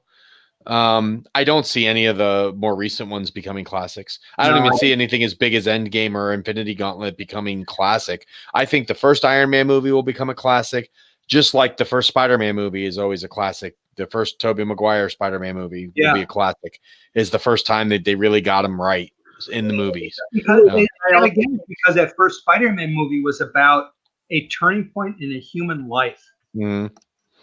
And you can go watch it today, and it still holds up as a good Spider-Man movie, even though I think Spider-Man's better done now. I still think that one holds up. We're talking about Tobey Maguire Spider-Man, right? The very first one. The very first Spider-Man. I went back Spider-Man. and watched that a couple weeks ago. I don't think it's going to be viewed as a classic. No? I watched it with my son, and it's still good, still very good, but I don't think it is the it factor. There's nothing that was. You know what? I don't really think any of the MCU movies will. Like, I'm trying to think of them, and as a standalone piece of art. But here's the deal. Like, a lot of people will say like the Christopher Nolan Batman movies. I mean, the third one maybe not. No. But the first one, I think Batman Begins, I think in my eyes would be a classic. So let me give you a Star Trek example. My wife and I watch Star Trek every night. And we went through Next Generation. We went through Enterprise. We went through a lot of them. We're going back to the original Star Treks now. The original Star Treks have a soul to them. They have an element of hopefulness, of humanity that I think is completely devoid in the new Star Trek movies. And I think if you go back and watch a couple of the original episodes, yes, it's campy acting. Yes, it's cheesy special effects, but the soul is there. There's an element where you walk away, where you close and you say, I had to think about an issue. I had to think about something that was human that I don't think the new movies capture. And I think there's this focus on special effects, on action, on what can we do. Yep. That is lacking in new movies. Jim, you might be right. Thank you. I think you'd like Knives Out. I think get a good deal. No, I get what you're saying, and I agree. I think a lot of movies, modern movies now, weigh heavily into the special effects and the technology that makes them, whereas back 20, 30 years ago, the technology was just coming around, but the movies pushed more heavily into big personalities acting, and I don't know. I think what's going to be classic in 30 years, 20, 30 years, it's not up to us to decide. It's going to be our kids that are going to decide that. And who knows what they'll consider classic, for all these MCU movies could be classic in 20, 30 years. If they can't recreate the magic that this MCU created again, then this will go down as like one of the best franchises in movie history. So if you guys get a chance to go to Seattle, there is a museum of popular culture there, and they've got a science fiction exhibit. They've got some videos where they talk, where they've got like Ursula Le Guin and some other authors who are talking about science fiction and the elements they put in. It's incredibly fascinating, and I highly recommend it, because when you guys hit your 50s and your 60s, and you think about what it's done to you and how it shaped you, and how you pass it on to your children, it's incredibly powerful. And I highly recommend the videos that they have there. The whole string of the stories and the elements that come out and what they're trying to represent is incredibly fascinating. It's so much deeper than the stuff that's put to us in movies to drive us to buy the franchise products. And that's that's the big problem I have with the new Star Treks is they seem to be positioned to capture the 18 to 24-year-olds and there is a market, rather than to tell the stories that make you think, what is racism? What does it mean to be human? The original, the arena, the stories in the old Star Trek with, what's the one where they're half black and half white? The shit with Frank Gorshin. I forget the name of that episode. These things are compelling, and these things are still germane today. And we tend to diss them and say, oh, they were done, 50 years ago. Who the fuck cares? But they're very powerful, and the stories are still being told. And we tend to miss it. Getting a little deep in here. All right, I'm done. Back and now I sit. Deep. Well, and I mean, I don't know. I guess we tend to there's a certain amount of romance that we give the media that we grow up on. I mean, so I agree. if we grew up watching certain movies, those are the best movies we've ever seen. Sure. If Although we're spoiled, I think Lance, you, me, Forrest, you may be a little young, but our generation, and I'm Jim, you may have been teenage when we were kids in this, but growing up in the late 70s, early 80s into the with the technology jump from like the Star Wars movies and the Raiders of the Lost Ark and E.T. and Close Encounters. I mean, movies changed a lot from what you saw in the 60s and early 70s to what you saw in the late 70s and 80s. We hit our childhood time at the right time where movie magic really started to pop. I mean, I think the difference in watching a 50s and 60s movie and watching a 70s, 80s movies is night and day. Whereas for many years prior, the movies were just kind of slow and steady, but the technology and special effects and stuff. I mean, I think the movies we saw as kids, the way the gap was happening right in front of our eyes. That kind of skews what we consider childhood classics, what our kids will consider, that grew up with all these effects, which will get better, but aren't going to make the leaps like they did in the 80s, where you went. I agree. I agree 100%. And I think that there was a time, probably in the 80s, where prior to that, if you didn't have a story, you didn't have a movie. And then after that, there was sort of a subtle handoff to, we can cut back on the story a bit if we have enough cool visuals, because that will compensate. It's sort of a compensatory model. But now that we have these effects, now that we have all of this beautiful movie magic, there's less of a willing suspension of disbelief to accept the story. I mean, really, the stories are pretty much the same as back when Shakespeare was telling them, right? They're man versus man, man versus nature, the story of indecision, the story of what it means to be human, the story of what it means to love versus not love. Those are all the same. But when we have all these special effects that can make us go, wow, look how cool that is, we're more forgiving on the story. And sure. I mean, think about it in our lifetime, Lance. We literally went from being kids watching spaceships dangling on strings on screen to green screen, full visual effects that make it look almost realistic.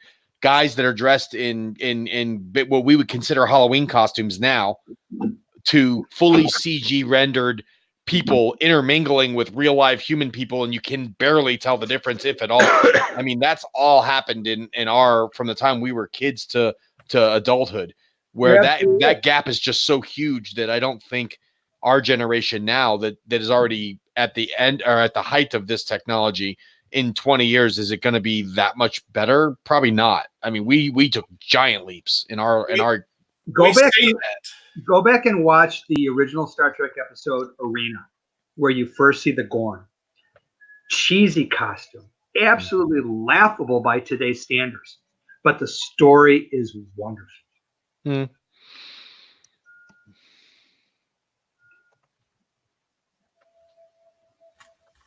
Based on a wonderful short story called what is it, The Maze?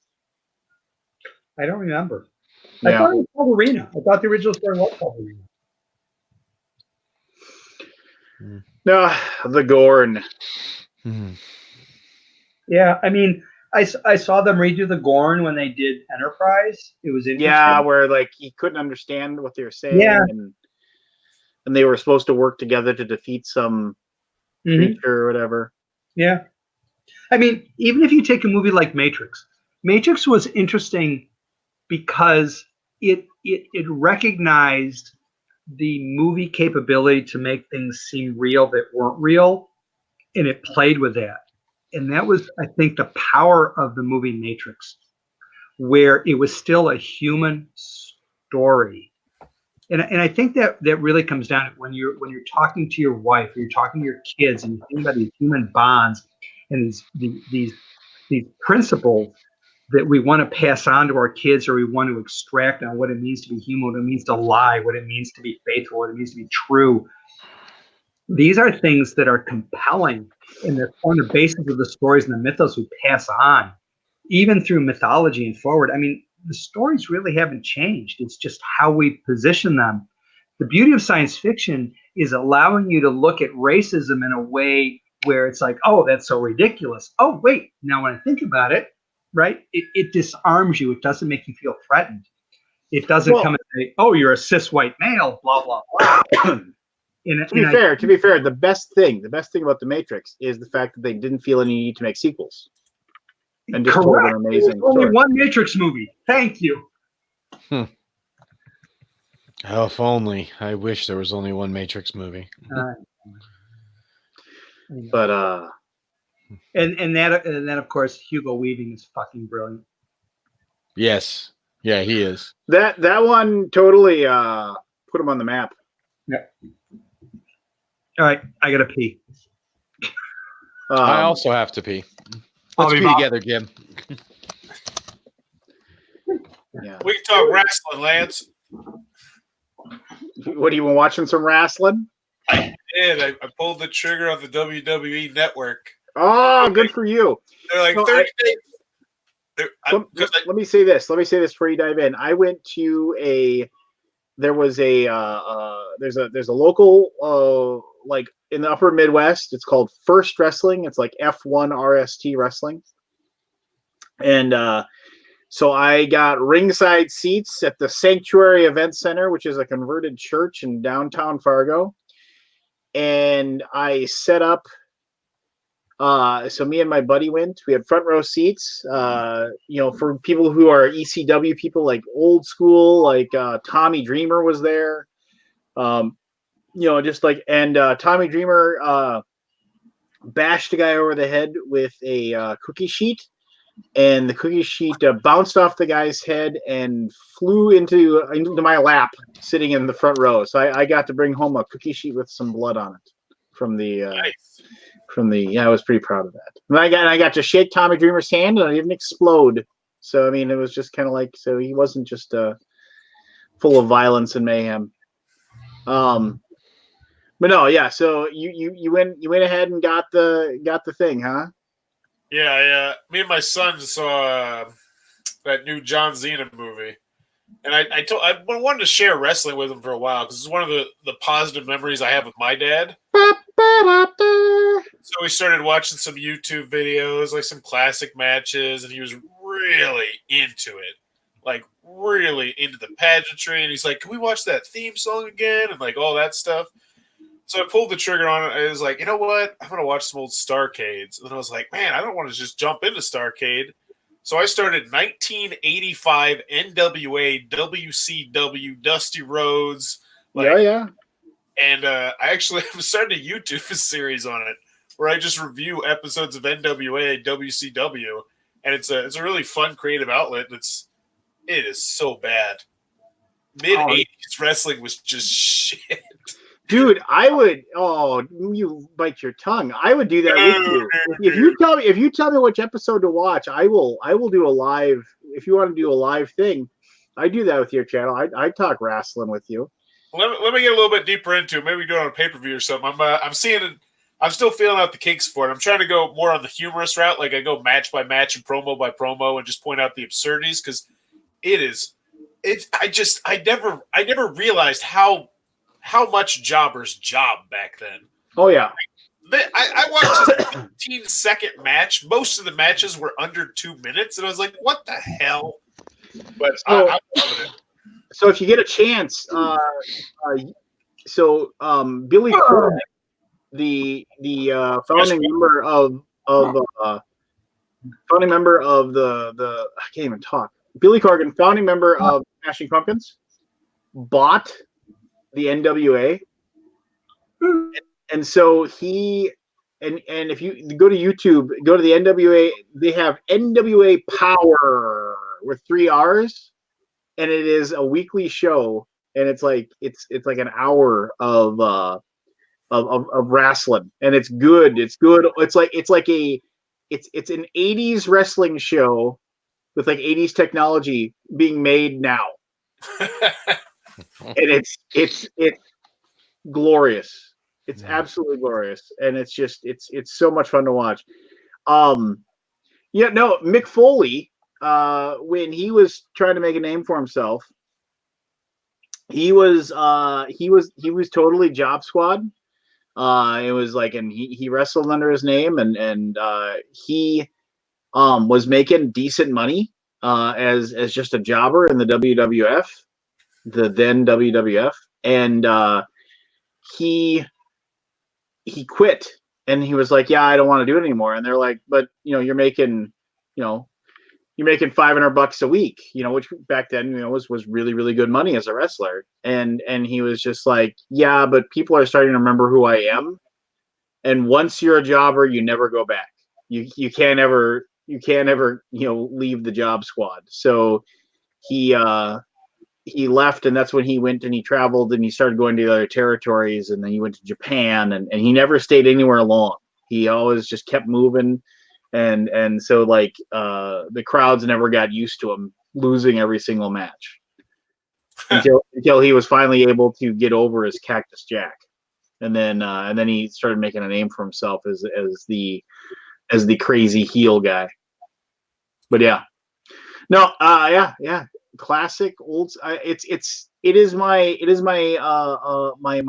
when I am working, and I just, that's my, if I'm down here, it's on my other monitor just going in the background, just so I can just kind of have background noise. Or if I'm upstairs, because the new dog has to be let out every once in a while, if I'm upstairs, I have it on the TV in the thing. I'm going to say this. This is something that's been chapping my ass lately, and I've been annoyed. This has been a lot of annoyance. Like, I've had a lot of annoyance lately. I found that I've left most of the most of my mainstay board game channels online. I've left them just because of the fact that, like, not because I don't like certain viewpoints or anything like that. I just can't stand the bickering between people. So I don't want to dive in. I don't even be a part of it, which, maybe is. Can you clarify what exactly you're saying? Like, you unsubscribe from YouTube channels, or what are you saying? Oh no, like the Facebook groups that I normally go to for. Yeah, I was gonna say, watching their videos shouldn't provide much bickering. I mean, you're talking about Facebook groups, and I rarely have a chance to watch anybody's videos. I barely have a chance to, edit mine. So I've got three videos I gotta edit that I've had ready to edit for like 4 days now, and I just have no time to do it. What? I'm doing mine right now. I got one ear listening to you guys, one ear listening to that. Well, I'm glad. Well, good for you. No, so I mean, it's just like, I just, everybody's just so goddamn angry, and everybody's so goddamn sure that they're right. I'm out. I've unsubscribed from more Facebook groups in the last month or two than I have in the last 3 years. I just, anything that starts getting toxic, whether there's value in the channel or not, I'm just done. I'm out. I don't need it in my life. I'm getting ready to drop Facebook completely. Oh, I wish I could. Though I probably could. If you want to shed a tear,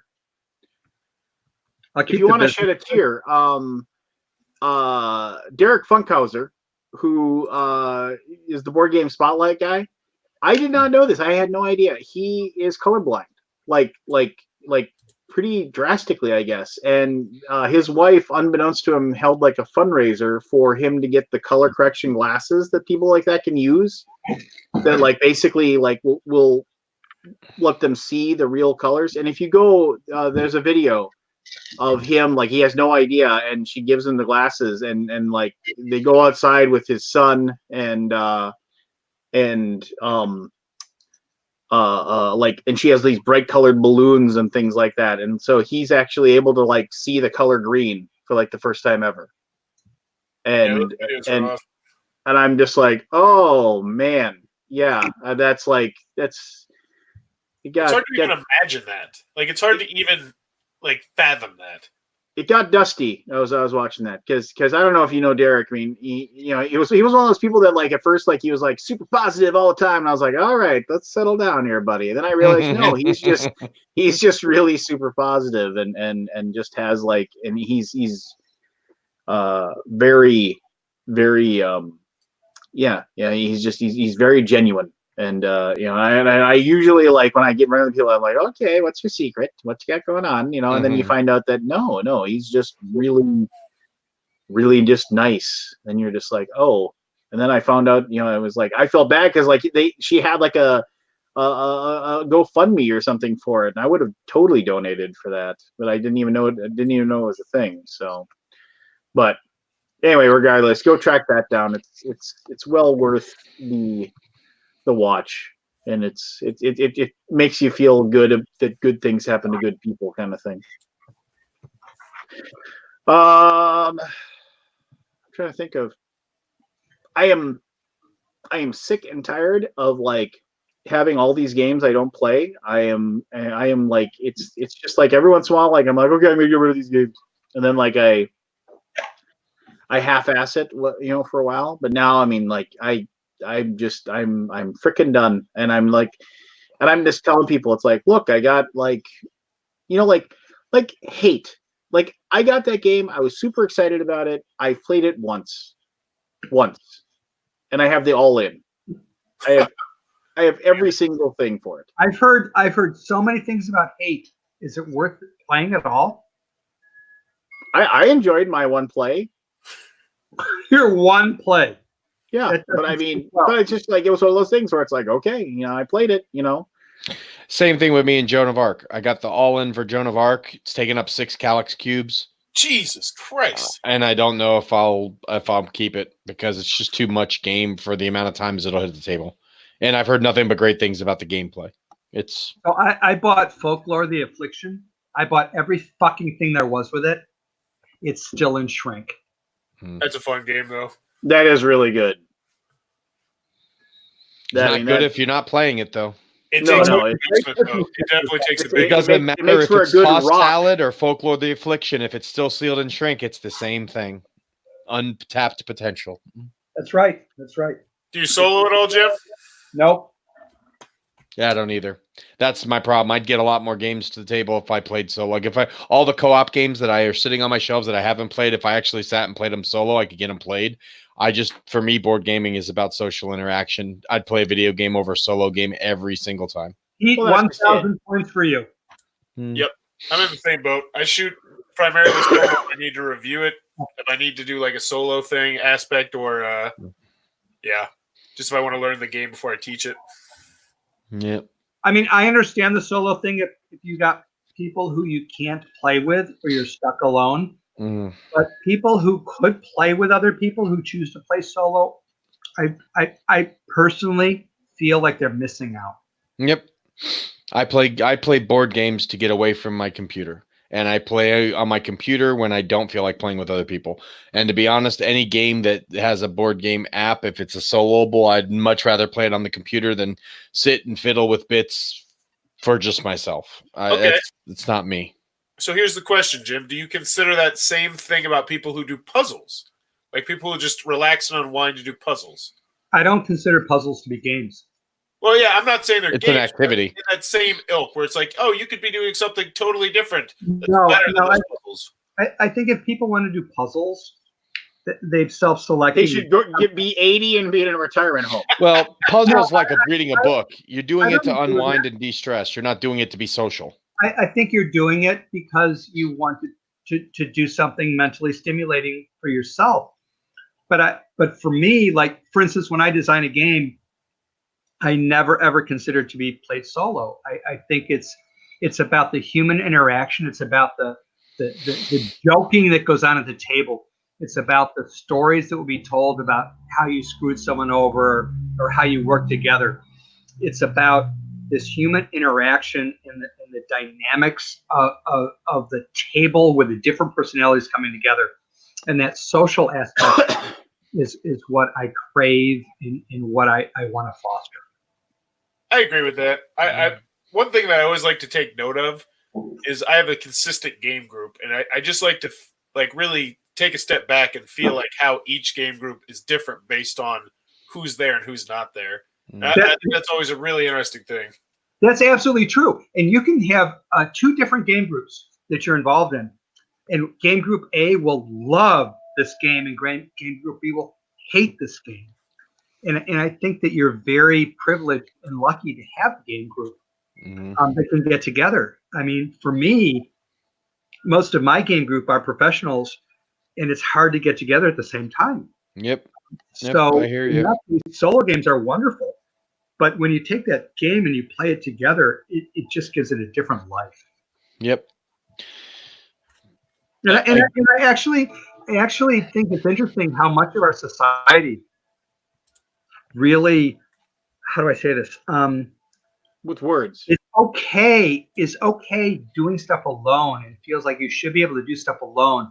And I agree that people should be able to stand alone on their own 2 feet, but there's something magical about coming together over a parlor, which I love the term parlor game, because it's coming together in a person's home to share an experience. In the end of the day, like 6 months from now, after you play a game, no one's going to really care who won or who lost. I will. But they'll always talk about, oh man, do you remember when you got that orc in the gut with a spear? Or do you remember this particular instance? Those memorable moments are the things that, for me, I hope will save me when I've got Alzheimer's and I'm sitting in an old folks home. I'll say, I remember that. It's the experiences. And that's what I think that we lose in some board games that are going for the lowest common denominator, or going for the common market threat, or saying, oh, zombie games are popular, let's make a zombie game. It's that moment of sheer joy at the unexpected that you never thought would happen, and you laugh at the table. And that's what I love. That's what really makes this hobby something more than just a hobby to me. It's that personal connection where you find that moment where you all raise your hands and you yell, or you say, aha, I rolled the 2 6s, you motherfucker, right? Those moments are what crystallize and carry us forward. Yep. Yep. No, I agree completely. Eloquent, That's Forrest. Eloquent rebuttal. Yup is the millennial term for I'm done with this conversation. Let's move on. No. I completely agree. I like to think about how far I've come with certain people who I don't spend any time with them. Anytime. We don't see each other at all, except for at the table together, and how much of a bond and a friendship we formed over just that one thing. And how amazing that is. Like how different we are, and how It's beautiful. The right game, it doesn't matter whether you're a Republican or a Democrat, whether you're liberal or conservative, whether you believe in a God or don't believe in a God. It's that moment of, look what we've either done together in a co-op game, or I nailed you, right? I fainted. I did something. And yeah, I mean, to this day, I'll never forget, like outrolling death in Betrayal at House of the Hill, right? When you've got 6 kids around you roll those dice and it just works. And I think that's the magic. The magic is the memories that you take away. The magic is that, and you can't recapture it, right? You can't recapture those elements in D&D where you've played with friends and you've had these fantastic adventures and you try to recreate them and you just can't. They're I just. think that's why we hoard so much. Yeah. That's exactly why we keep the games on the shelf that don't get played after a year or two. Yeah, you want to recreate that magic, but you never will. That's depressing. Ah. But it's true. I mean, It is. it's like the first time you watched that movie. The first time you saw Star Wars or Indiana Jones, you'll never recreate that feeling watching that movie again. You may relive some memories, but you'll never get that same feeling. It's just it's an experience that you can't bottle that. You can try, but it'll never be the same. Those things have to come organically and they have to come naturally. The harder you try to recreate it, the less likely you will that you'll even get close to it. There's an actual philosophy in logos theory, which is a form of not psychoanalysis, but it's a psychology theory. It's from man's quest for meaning, where it says the more you seek something, the harder it is to get. The example that the author uses is, and I apologize for this for tender hearts in the audience, orgasm. The more you try for it, the less likely it is you'll obtain it. The more you try to recreate this magical moment, the less likely it is that you'll get it. You just have to kind of go with the flow, which I think is the power of role-playing games, the power of D&D, for example. And I go back, when I play D&D with my kids, I go back to the old comic book. I don't use the 4th, 5th, 6th edition rules. I go back to the beginning where it's free, it's organic, it's what you create at the table. And when you're not trying to create something is when those moments emerge, because it allows the players to just take this field and make it into something of their own. It's a magical moment. It's kind of like one of the most. I'm telling you one thing. I want to play in Jim's D&D game if you can have orgasms. Shit, my games don't get that exciting. One of the most powerful moments of a Star Wars movie for me was in the first Star Wars movie, right? Episode 4, where was it Leia who said, "The more you tighten your grip, the more planets slip through your fingers." Yep. It's the same with D&D, right? The more you script the adventure, the less fun you'll have. It's got to be when those players slip through your fingers, when they start to do those weird side quests, where they start to talk to that non-player character you put there just to tell them to go north, right? Where they say, "What's your backstory?" Where you really begin to emerge. And in these books, these stories, these games that come out that tell you do A, then B, then C, then roll for this and roll for that, it's like, Jesus Christ, you're all fucking heroes. Of course you can bend the bars, unless I want you to have to roll for it. I think that when you are with a group you've played with, and Forrest, you've played with a group for a long time. When you're with that group, you take certain liberties, and you feel confident enough in your mastery of the material to allow them to run with it. And all your job is to keep them in bounds, not to script it for them. That's where I think the true freedom, the true joy comes. One of the annoying things right now for me is I'm playing in a D&D group, which isn't annoying. I'm enjoying my D&D group, but we're 2 years into the campaign. The DM's like, yeah, I mean, you're about halfway through. So I'm like, all right, fine. We run very long campaigns. I mean, I ran the one before. It lasted about 3.5 years.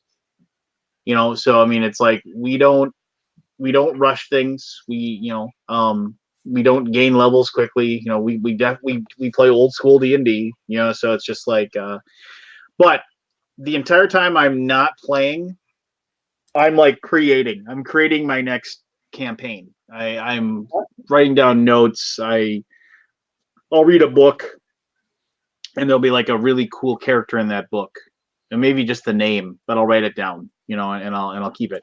And here's the thing: I've been doing this forever. Like, and now it's like, and I'm going to sound so much like a curmudgeon right now, but I don't care. It's like now everybody's talking about, oh, you know, it's like the world building abilities of this person is so amazing. I was doing that when I was like 8. I was creating entire like kingdoms and creating these worlds. Now, were they all like amazing and fantastic and super laid out? No, but I was doing that way back when.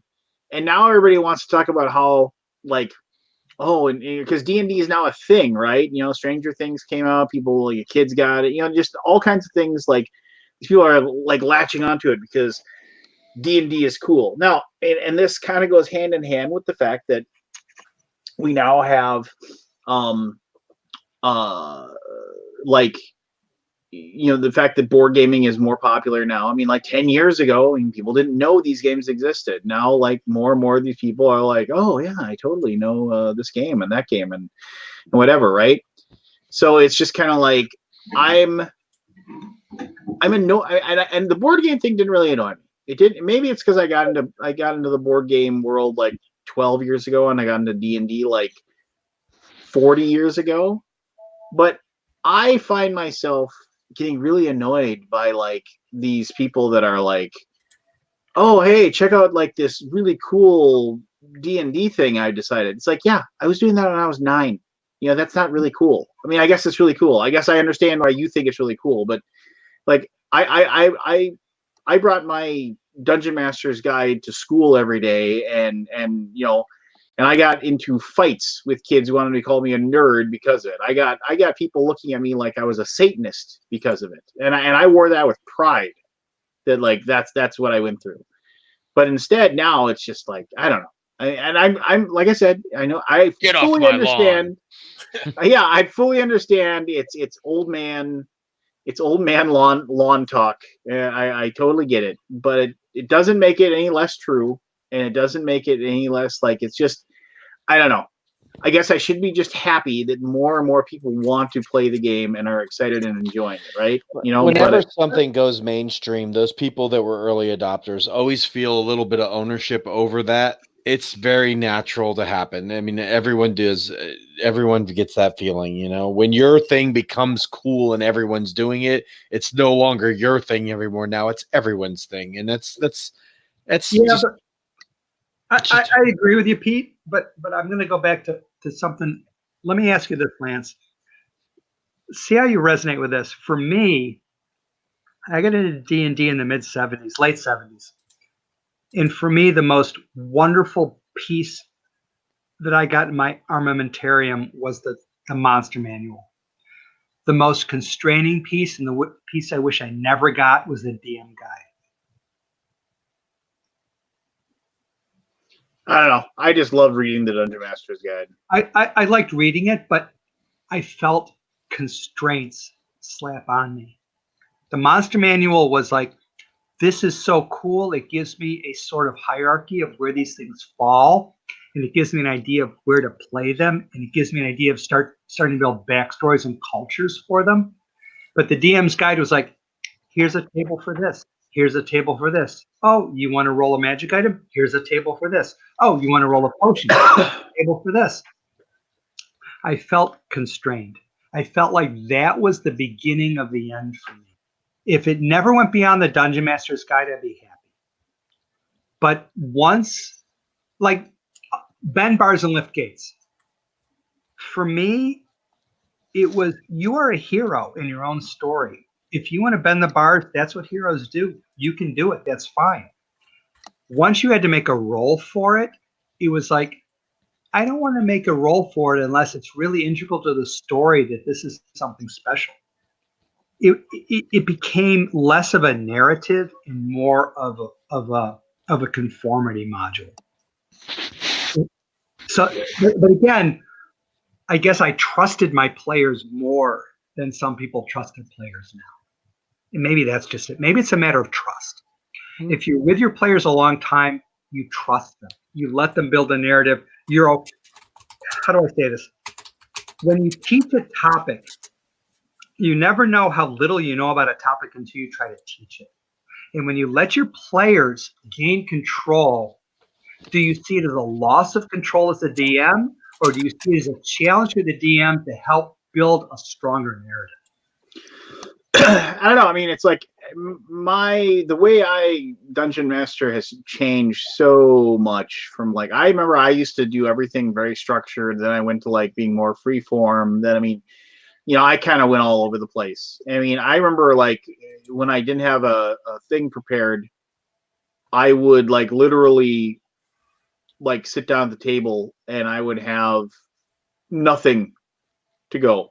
And I would still, and I got good enough that I was still able to run the game. Like I would be like, okay, well, yeah, you're on your way to the town. And then I would just be like, you know, I was able to like construct a campaign session out of it just by, because one of the first rules I heard a guy taught me, and it's been repeated by so many people after that, but I mean, it's just like, tell your players yes more often than not.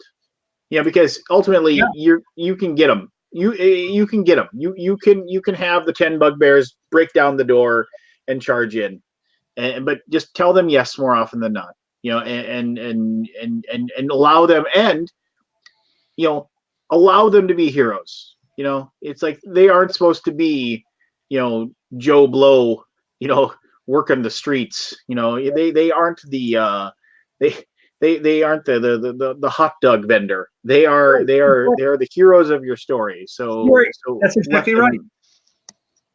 I think for me it came down to when I started, I was in control and I let the players play in my story. And now I try to let the players write their story and I'm there as a referee. Does that make sense? Yeah, but I also think that the DM has a story they're trying to tell, and it's only right that they get to have fun as well. Well, I agree that they have well, let me phrase it. I don't know if they have a story to tell so much as they have a world to maintain. I have a world to maintain. I know what factions are fighting with factions. I know what politics are involved.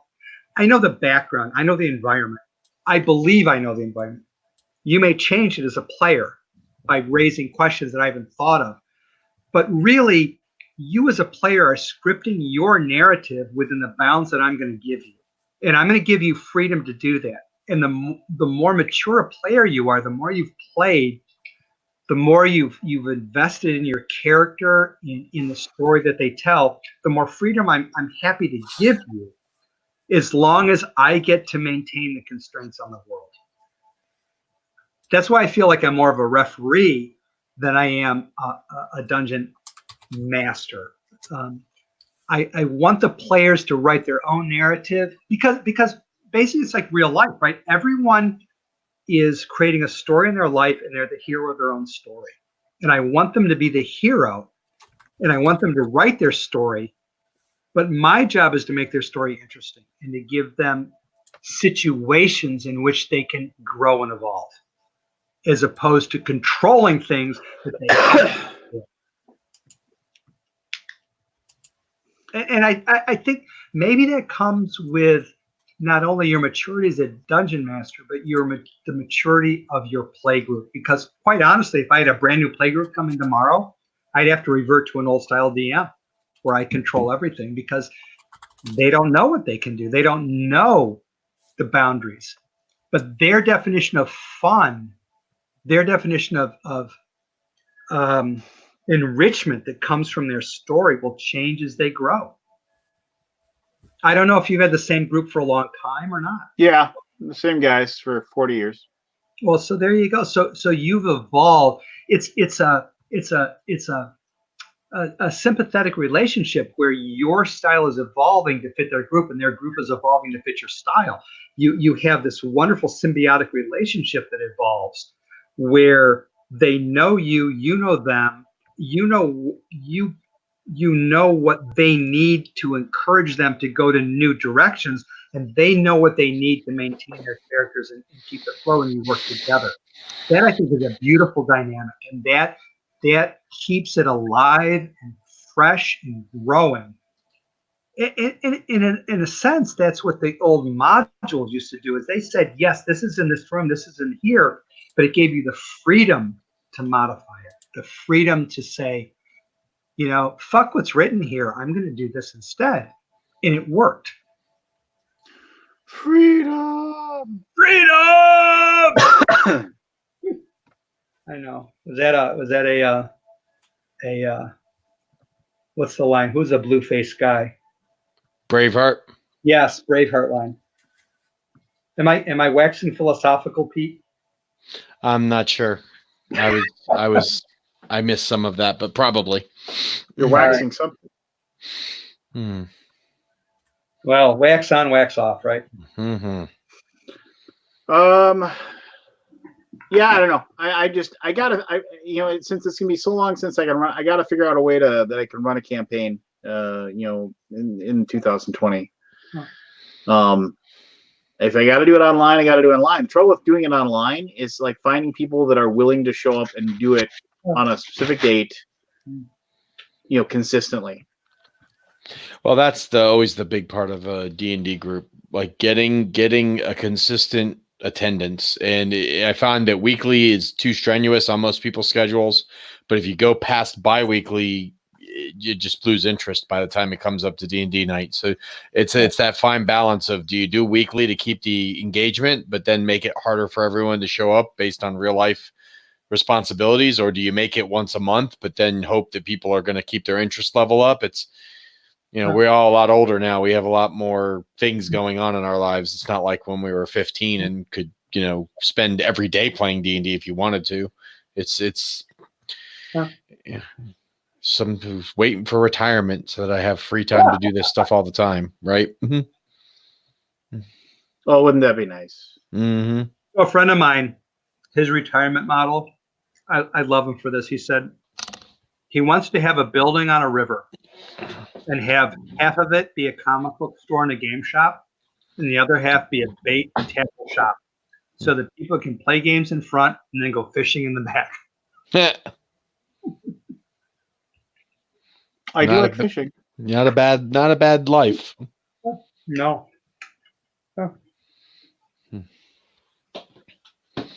Hmm. Have you ever gone back and looked at the original D&D comic book? No. It's really rather impressive. I mean, what they put into that original softback blue and white covered book was really a set of guardrails, and the sample play was really inadequate to what you could do. And I feel like the more that people legislate what you can do, it just opens the way for rule lawyers, and those are not the players I want. I don't want to play with rules lawyers. I want to play with people who want to just do things and have to deal with the messiness that arises.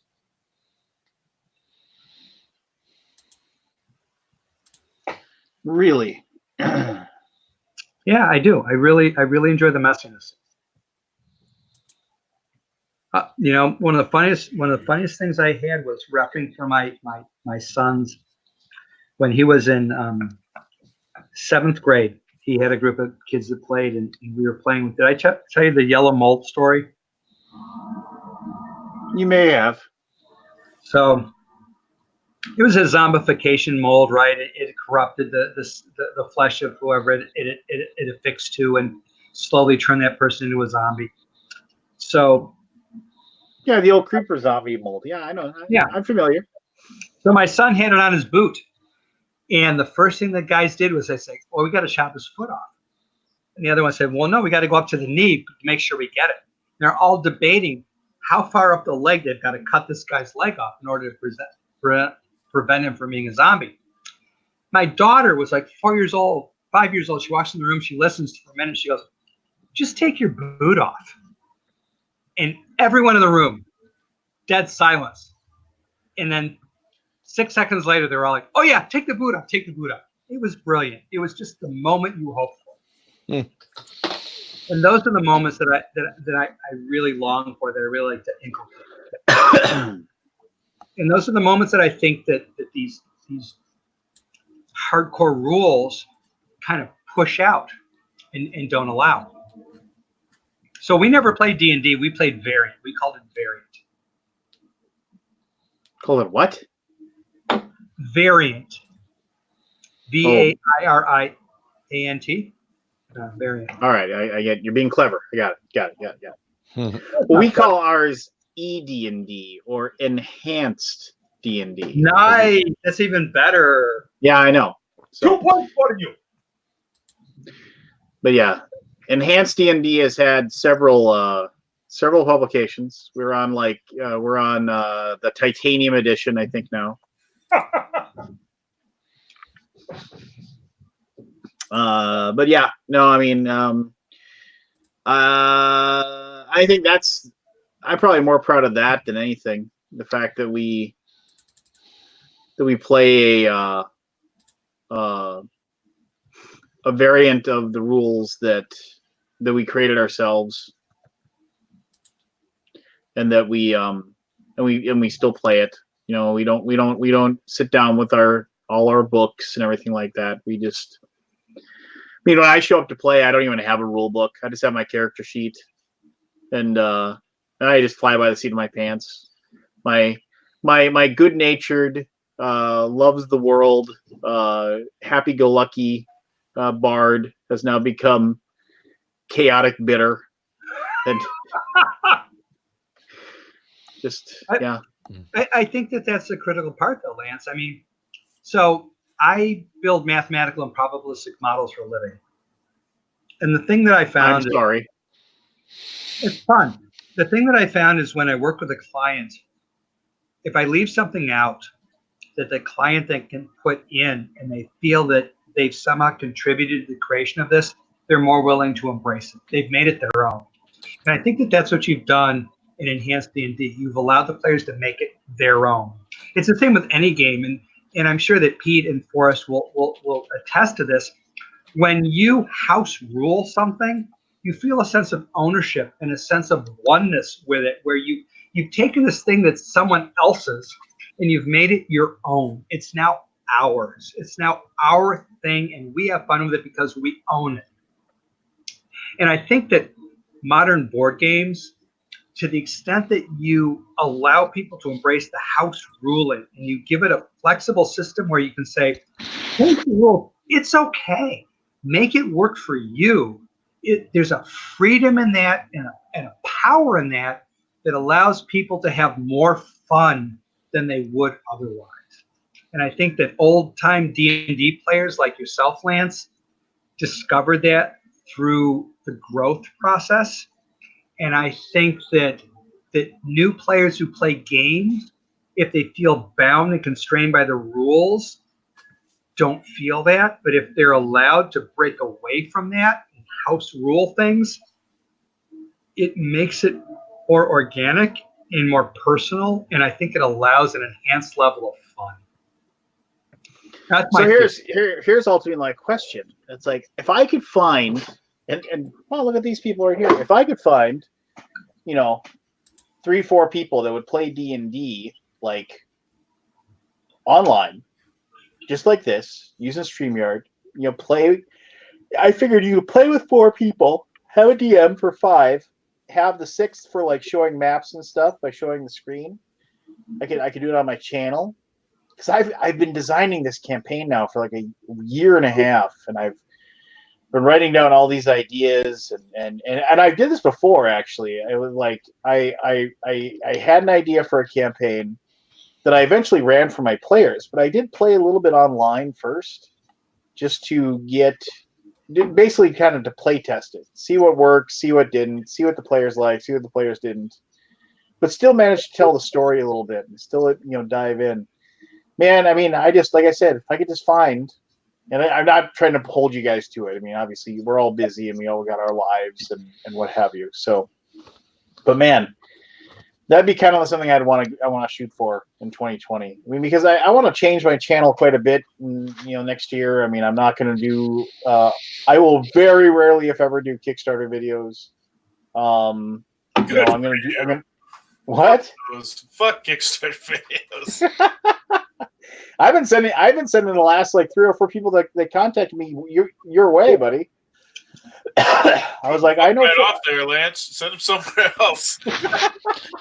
I would be down for D&D as long as it was a manageable schedule. Once a month, twice a month tops. I wouldn't be able to do weekly. It's too. I don't have that kind of time. But I could do one night or 2 nights a month if it was, or it bends around the convention schedule, since we're all on pretty much the same schedule anyway for the most part. Well, yeah, and the cool thing is that if we all end up at the same convention, we can actually play in person.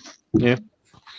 I mean, but yeah, and we'd have to play like 5th edition, just because it would be a standardized set of rules. No. Don't tell me the edition. Just let me play. Mm-hmm. Oh, okay. Well, fine. Whatever. But yeah, it would be like a bi-weekly thing at best. Because I'm going to be a paladin. That's what I want to be.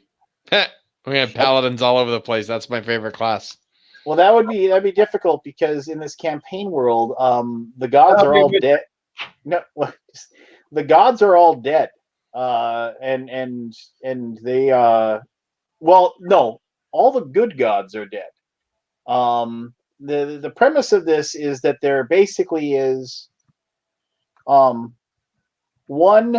there's like one good city left in the world.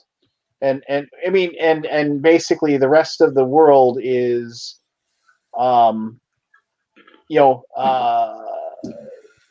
been taken down. It's like, the not so much evil as triumph, but like most people are of the opinion that the end of the world will come. Yeah, it's within like eyesight of like the end is coming. Like I said, like nobody, like there's still people that consider themselves to be holy men or holy women, but they don't get any powers from the gods anymore. Their prayers are falling on deaf ears. You know, and then there was, you know, and and there's a lot more to it than that. But so yes, you could definitely be a paladin, but you would be basically a fighter that that walks around saying that you know, spouting now what are considered to be by most people heretical beliefs, you know, proselytizing to deaf ears because Nice. you know, I'm in. like, but you wouldn't get any of the classic paladin powers, you know, because It's I fine. wouldn't be paladin, would I? I get a sword, I get a shield, I get some heavy armor. I'm good. well, here's another thing. I want a dex of 7. What? I want a dex of 7 A dex of 7. Okay. so that I can rely only on my armor.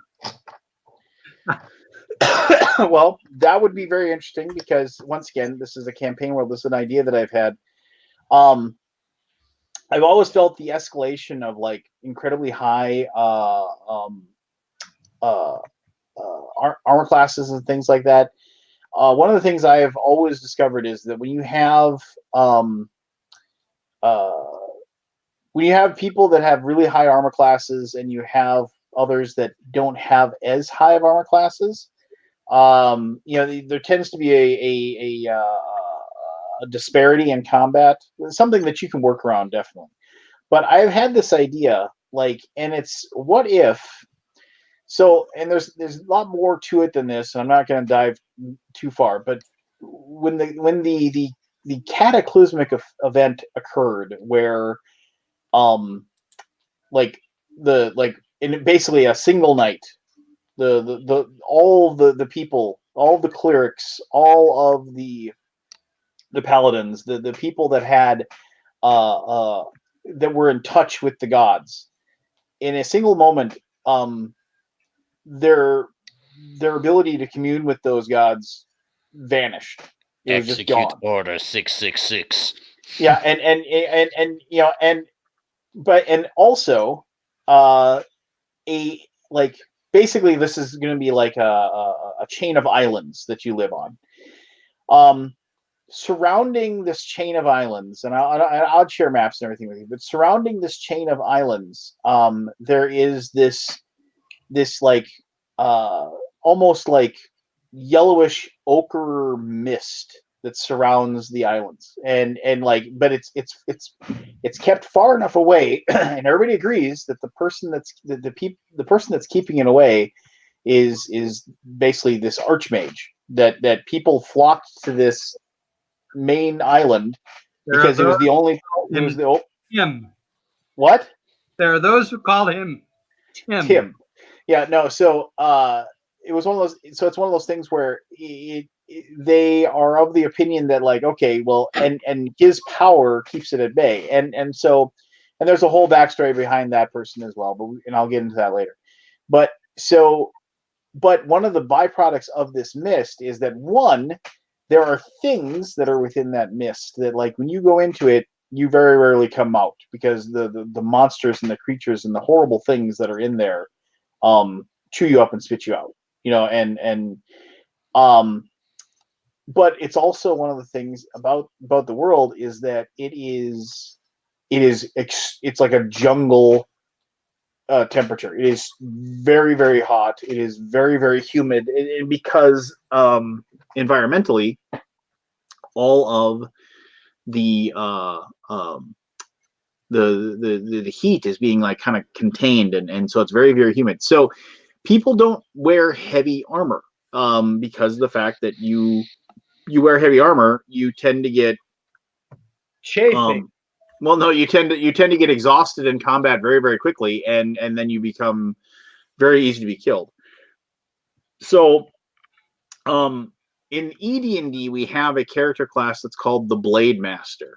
And in ED&D, what that means is that basically the Blade Master is kind of like a monk in regards to they don't wear armor, but they basically forge a weapon, and then they become attached and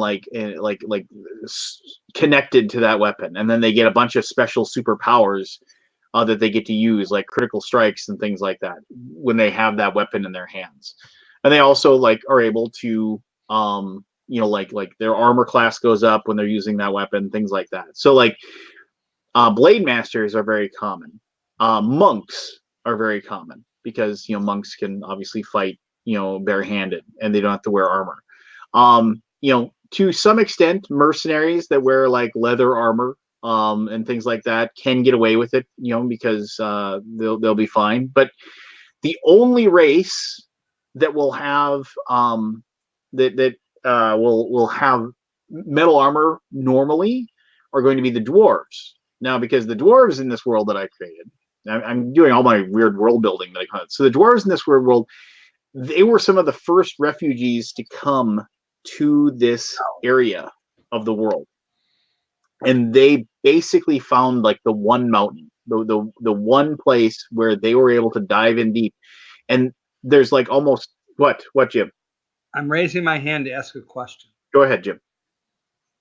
Can we not have any races or classes and just play? Well, no. I mean, we probably could, but that would kind of you have to have a race. I mean, can we have no classes and just play? Well, I think you have to have progression. Why? Because you just do. I mean, because there has to be. I am of the opinion that when you say I want to attack the orc, you need to roll a d20, and then d20 is no reason. But there's no reason that I, as a player, have to know what I need to roll. I see where you're going, and I understand where you're going, but for me, that's a little bit too austere for me. Okay. I defer. I'll put it under advisement, and I'll think about it. Maybe there's something I can do to put that in. All I'm saying is that one of the things that I always rankled at was being pigeonholed. You are this class. You are this class. You get this. You choose what. You do this. You do this. You do this. It's can't I just play, and you as the DM tell me when I'm good or bad at something, and let it evolve organically? One of the things that I like to do is I like to get rid of classes completely. You want your wizard, you can use a sword. That's fine. I don't care. You'll suffer penalties for it because of metal. Well, in ED&D, our wizards can. You can just take them. You're just able to do it. Yeah. I get. But I mean, I'm okay with you having these rules, the way the physics work, the way that the magic works, the way that everything. I'm okay with it. That's perfectly fine. I'm happy to have you have it.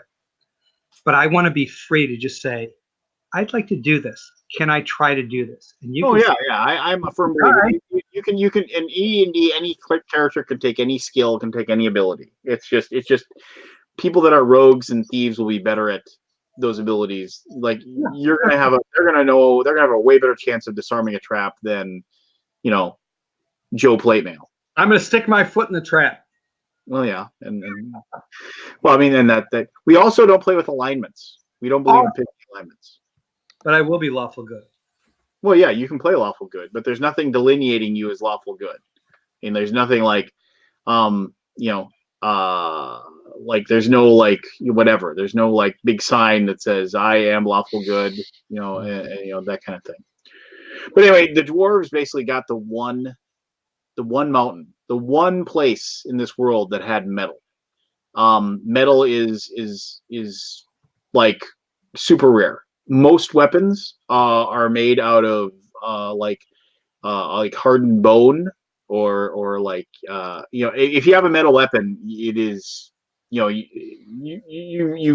people will try to kill you for it, because of the fact that it is better. It doesn't wear out. It doesn't break. people will be, and you have money and power then. Also, the dwarves have access to, and I did a lot of research into fantasy, like from fantasy culture, fantasy metals, like that appeared in so like Eog was a metal that appeared in Tolkien was a very, very, like, they mentioned Eog a few places. They also mention a metal called Lan, which is Laen, which was considered to be this very, very light, reddish steel that also, like, it was, you could wear it, you barely weighed anything, and dwarves were one of the few people that were able to craft it. So I was like, oh, so the dwarves know how to craft this. Dwarves have really, really good armor, and they can wear it, but they don't share it with anybody. And everybody hates the dwarves because the dwarves have tons and tons of money. And just like, but as a character, you could be a dwarf if you wanted to be. And then you'd have access to metal, and you could wear those things. Elves. Before you go on, I've got to go to bed. It's almost 1 a.m. But I would like to hear more about this, and I am definitely interested. If I can play a paladin, even if there's no gods, I am down. Let's do this. Lance will contact us during the week. We'll make our characters. We'll play this time next Wednesday. I can do that. Yep. Yeah, let's do it. Let's Dude, just try it, and we'll see how it goes. He's a paladin. Forrest is what? A rogue? I've never played role playing in my life. Do you have a burner class in your role-playing group? He's a weed farmer. I will post the ED&D rules to. I don't want to see the rules. I want to be a wizard. I'm done. Okay. Well, that's another thing. Okay, just I'll post the background. How about that? So you can kind of read the background, and then you can make up your mind as far as what you would think you'd want to be. I want to be a wizard. Good. I want to be a wizard. All right, well, you might have a problem being a wizard, but we'll catch you guys next week, and we'll discuss this more in detail during the week. All right, that's enough. All right. Okay. We'll just Pete's taking off, but let's just call it a night anyway. It is getting late, and plus I'm half sick as it is. All right. So hey, and no, it is not Dark Sun. I know a lot of people were going to think, okay, Dark Sun, but it is not Dark Sun. No cyanic bullshit. Yeah. Right. So there you go. All right, boys. We'll talk soon. Love you guys. Ta-ta.